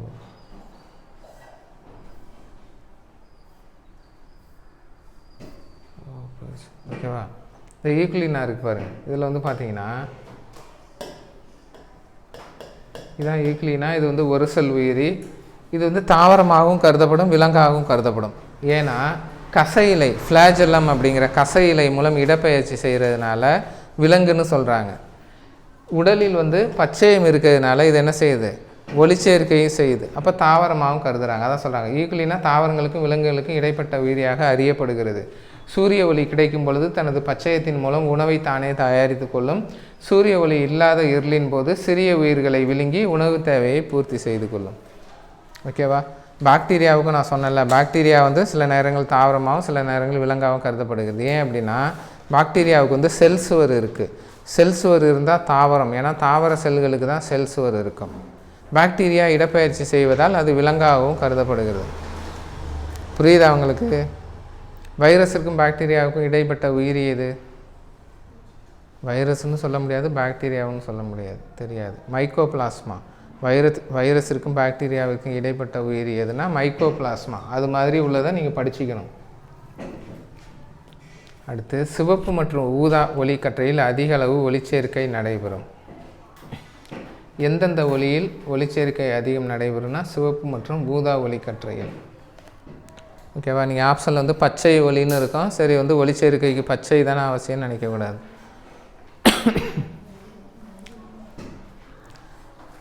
அதிக அலைநீளம் உள்ள ஒளி எது?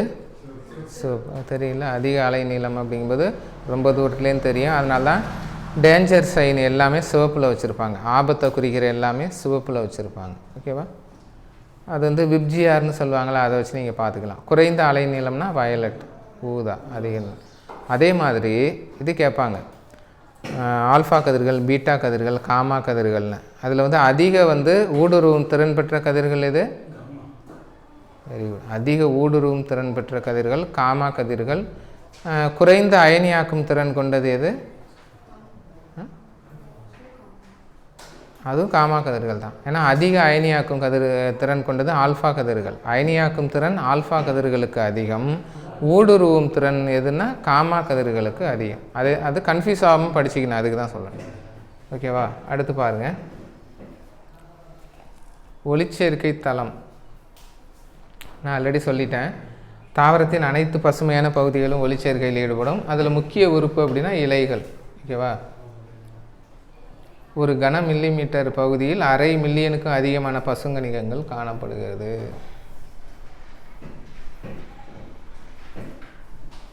இந்த பசுங்கணிகத்தின் அளவு மைக்ரான் அப்படிங்கிற அளவில் அளக்குறாங்க. அது பாக்டீரியா கூட மைக்ரான் என்ற அழகால் அளக்கப்படுகிறது. ஒரு மைக்ரான்ங்கிறது எவ்வளவு?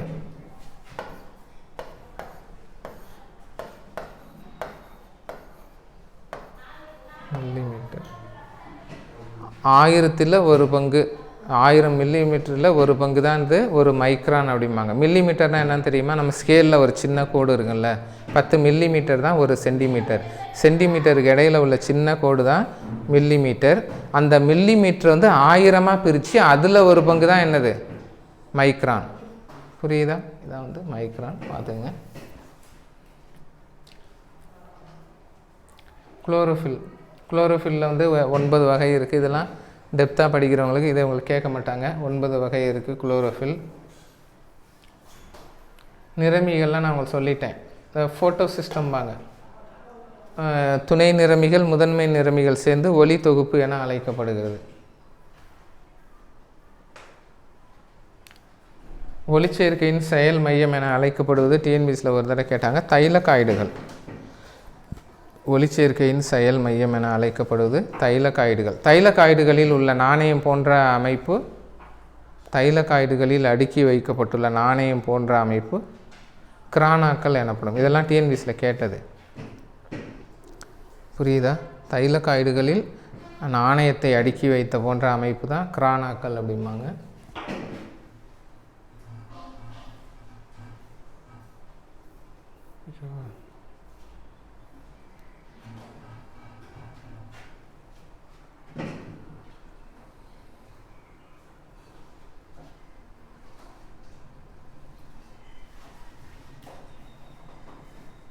இதெல்லாம் டெப்த்தாக கொடுத்துருக்காங்க. ஓகே, இது வந்து டெட்டு இது மாதிரி டெப்த்தாக படிப்பாங்களே, நீட்டுக்கெல்லாம் படிப்பாங்களே, அந்த அளவுக்கு உங்களுக்கு கொஸ்டின் வராது பயாலஜியை பொறுத்த வரைக்கும். ஆனால் பயாலஜியில் நீங்கள் வந்து ஸ்கோரிங் ஏரியா டிசைட் பண்ணுறது பயாலஜி தான். ஏன்னா இது நடத்தும் போதும் போர் அடிக்கும், நீங்களாகவும் படிக்க மாட்டீங்க, கொஸ்டின் வந்து விடுவாங்க. அப்போ நீங்கள் இதில் ஸ்ட்ராங்காக இருந்தீங்கன்னா கண்டிப்பாக மற்றவங்கள ஈஸியாக அடிக்கலாம் பயாலஜியில். ஏன்னா படிக்கவே மாட்டாங்க சுத்தமாக. நீங்களாவது கிளாஸ் அட்டன் பண்ணி இப்போ ஸ்டார்டிங்லேருந்து படிச்சுக்கிட்டு போகிறீங்க. ஸோ அப்படியே பார்க்காம வருவாங்க, அவங்கெல்லாம் இங்கே விட்டுருவாங்க. அதனால் நீங்கள் எது வந்து ஸ்கோரிங் ஏரியாவோ, எது வந்து யாரும் படிக்க மாட்டாங்களோ அதில் நீங்கள் ஸ்ட்ராங்காக இருக்கணும் எப்பயுமே. ஏன்னா சைக்காலஜி வந்து ரீசனிங் சைக்காலஜி வந்து எல்லாமே ஸ்ட்ராங்காக இருப்பாங்க.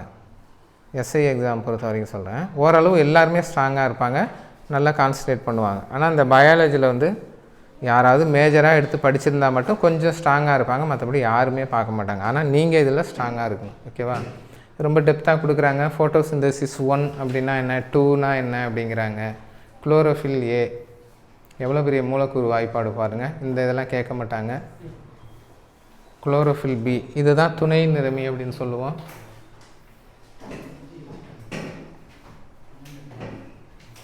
குளோரோஃபில் டி, குளோரோஃபில் இ எவ்வளோ இருக்கு பாருங்கள். குளோரோஃபில் ஏ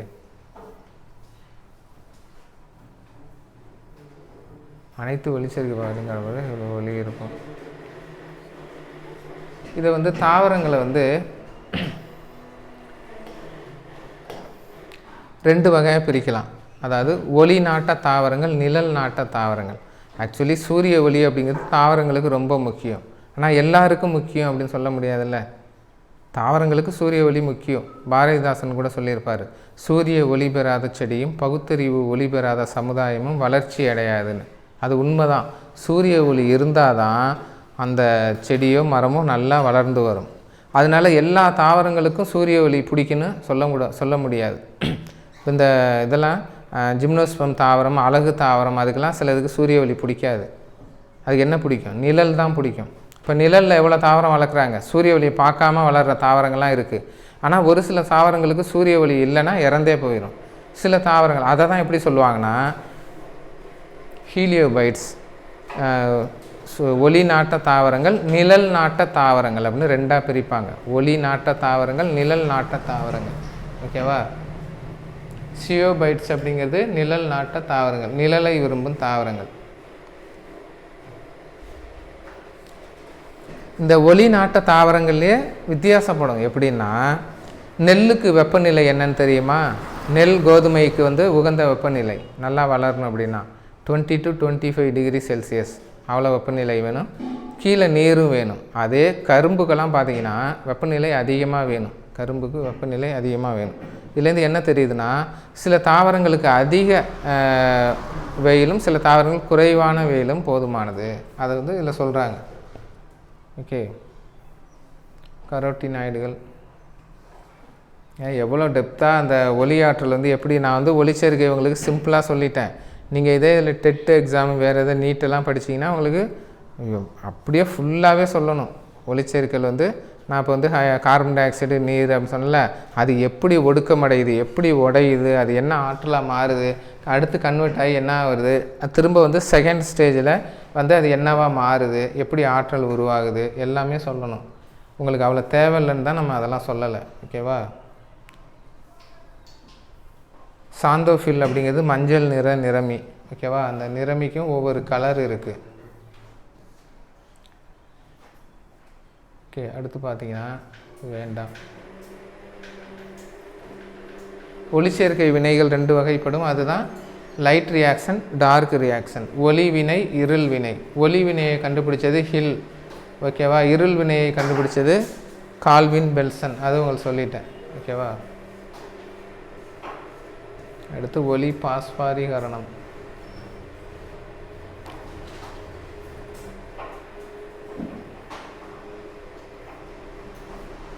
எல்லாம் அதான் சொல்கிறாங்க.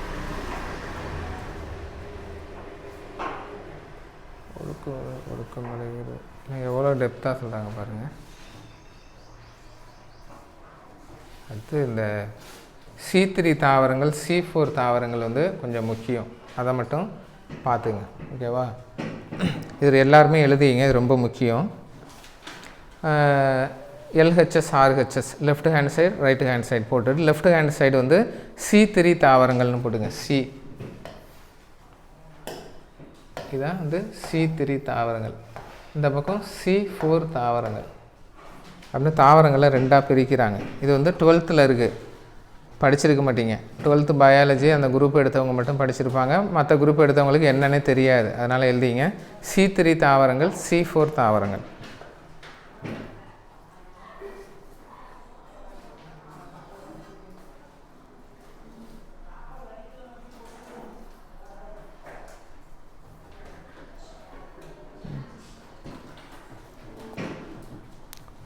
உங்களுக்கு புரிகிற மாதிரி சொல்கிறேன், ரொம்ப டஃபெல்லாம் சொல்ல மாட்டேன். C3 தாவரங்கள் உகந்த வெப்பநிலை 20 to 25 டிகிரி செல்சியஸ். C3 தாவரங்களுக்கு உகந்த வெப்பநிலை 20லிருந்து 25 டிகிரி செல்சியஸ். ஓகேவா?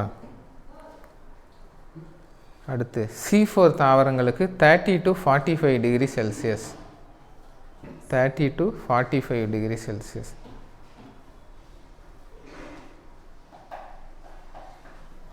எடுத்துக்காட்டு C3 தாவரங்களுக்கு எடுத்துக்காட்டு நெல், கோதுமை, உருளை. C3 தாவரங்களுக்கு எடுத்துக்காட்டு நெல், கோதுமை, உருளை. C4 தாவரங்களுக்கு எடுத்துக்காட்டு கரும்பு, சோளம்,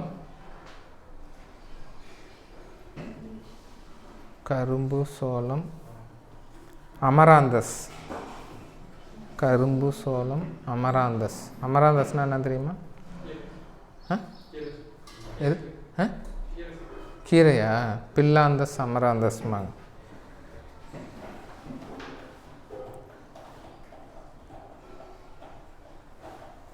நெல், கோதுமை, உருளை, கரும்பு, சோளம், அமராந்தஸ். அமராந்தஸ் அப்படிங்கிறது சூரியகாந்தி செடி மாதிரி இருக்கும். ஓகேவா?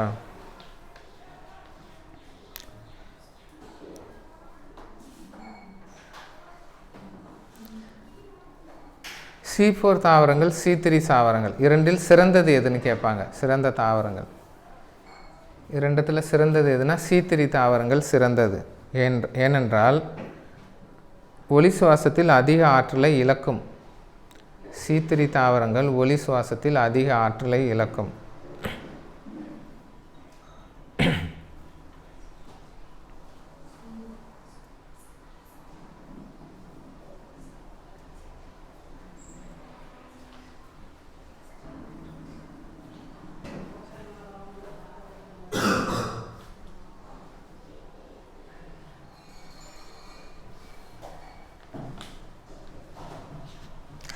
இல்லை, நிறைய டெப்த்தாக இருக்குது, அதெல்லாம் வந்து தேவையில்லை. முக்கியமானது மட்டும் பார்த்து சொல்லியிருக்கேன், போதும். ஓகே, அடுத்து ஒளி சுவாசம், இருள் சுவாசம் அப்படின்னு போட்டுங்க. அதில் 2-3 பாயிண்ட் சொல்கிறேன். Light reaction, dark reaction. ஒளி சுவாசம், இருள் சுவாசம்.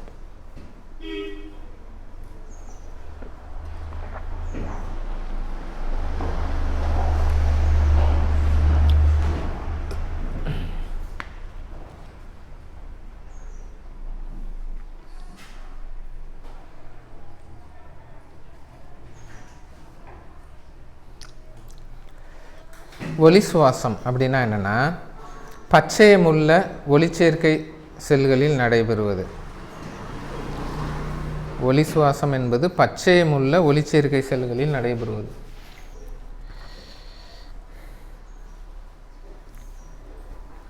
பச்சையம் இருந்தால் தான் என்ன நடக்கும்? ஒளி சுவாசம் நடக்கும். இருள் சுவாசம் அனைத்து உயிருள்ள செல்களிலும் நடைபெறும். இருள் சுவாசம் அனைத்து உயிருள்ள செல்களிலும் நடைபெறும்.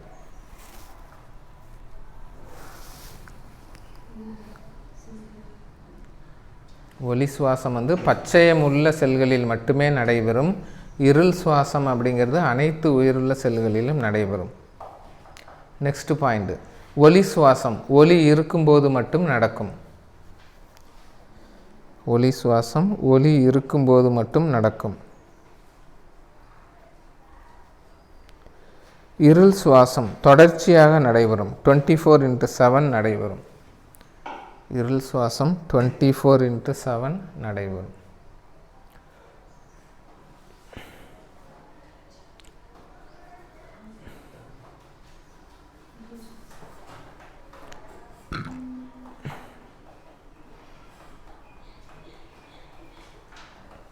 அடுத்து ஒளி சுவாசம் பசுங்கனியத்தின் கிரானா பகுதியில் நடக்கும். ஒளி சுவாசம் பசுங்கனியத்தின் கிரானா பகுதியில் நடக்கும்.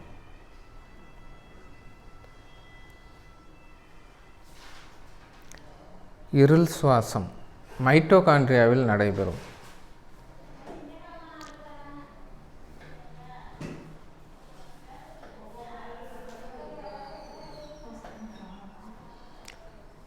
மைட்டோகாண்ட்ரியாவில் நடைபெறும். அடுத்து ஒளி சுவாசம் உயிர் வாழ்வதற்கு தேவையான நிகழ்வு அல்ல. ஒளி சுவாசம் உயிர் வாழ்வதற்கு தேவையான நிகழ்வு அல்ல.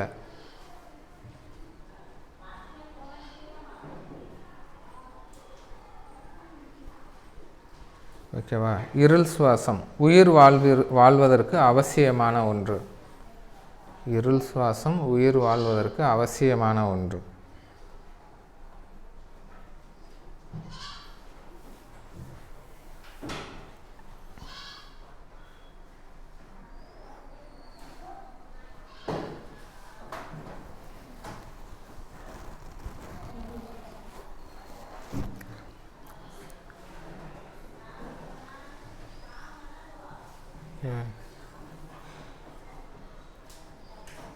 இது ரொம்ப முக்கியம்.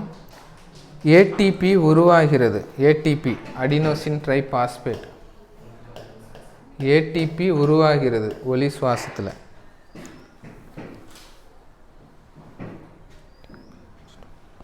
ஏடிபி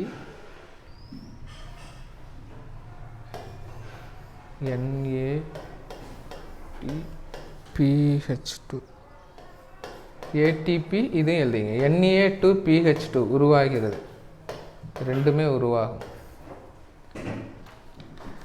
ஏடிபி NADPH2 உருவாகிறது. இருள் சுவாசத்தில் இது ரெண்டுமே பயன்படுத்தப்படுகிறது. ஏடிபி மற்றும் NADPH2 பயன்படுத்தப்படுகிறது.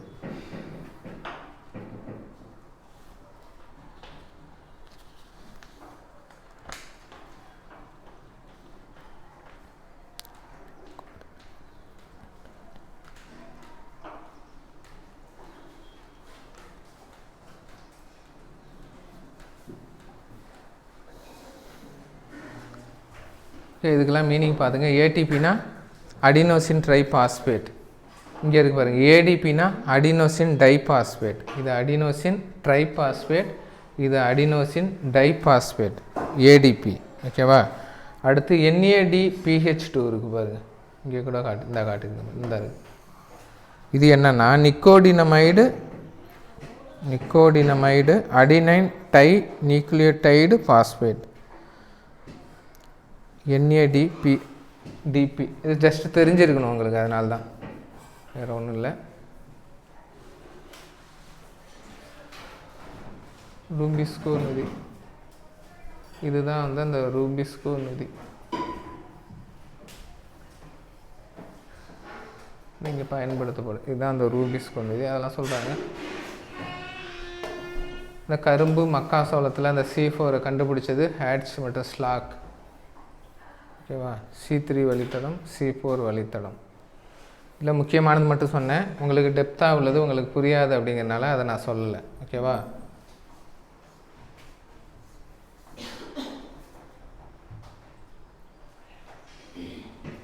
பார்த்துங்க.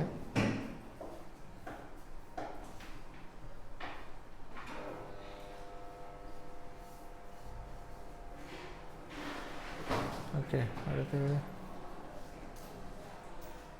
ஒளி சுவாசம்.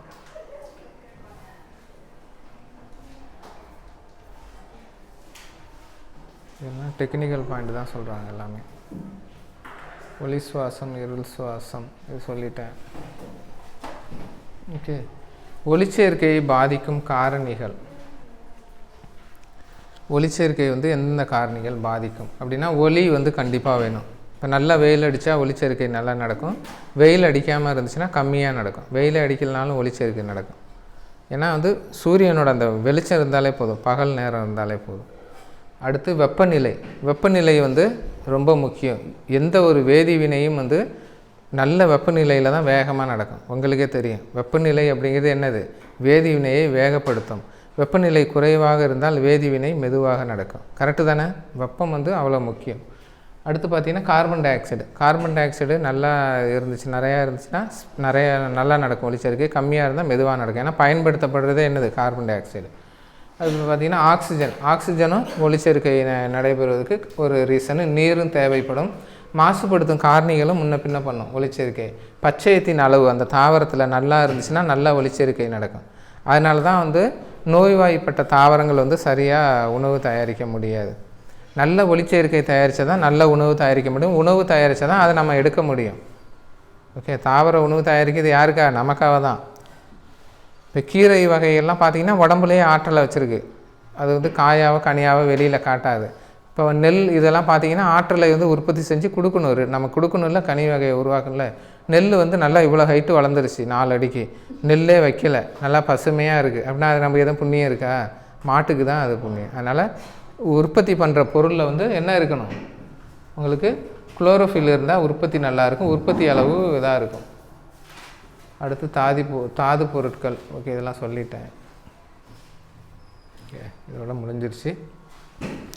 ஒரு சில கேள்வி உங்களை கேட்குறேன், அதுக்கு ஆன்சர் பண்ணுங்கள். எல்லாமே வந்து ப்ரீவியஸ் இயர் கொஸ்டினே கேட்குறேன், ஈஸியாக உள்ளது. இதோட கிளாஸை வந்து முடிச்சிருவோம்.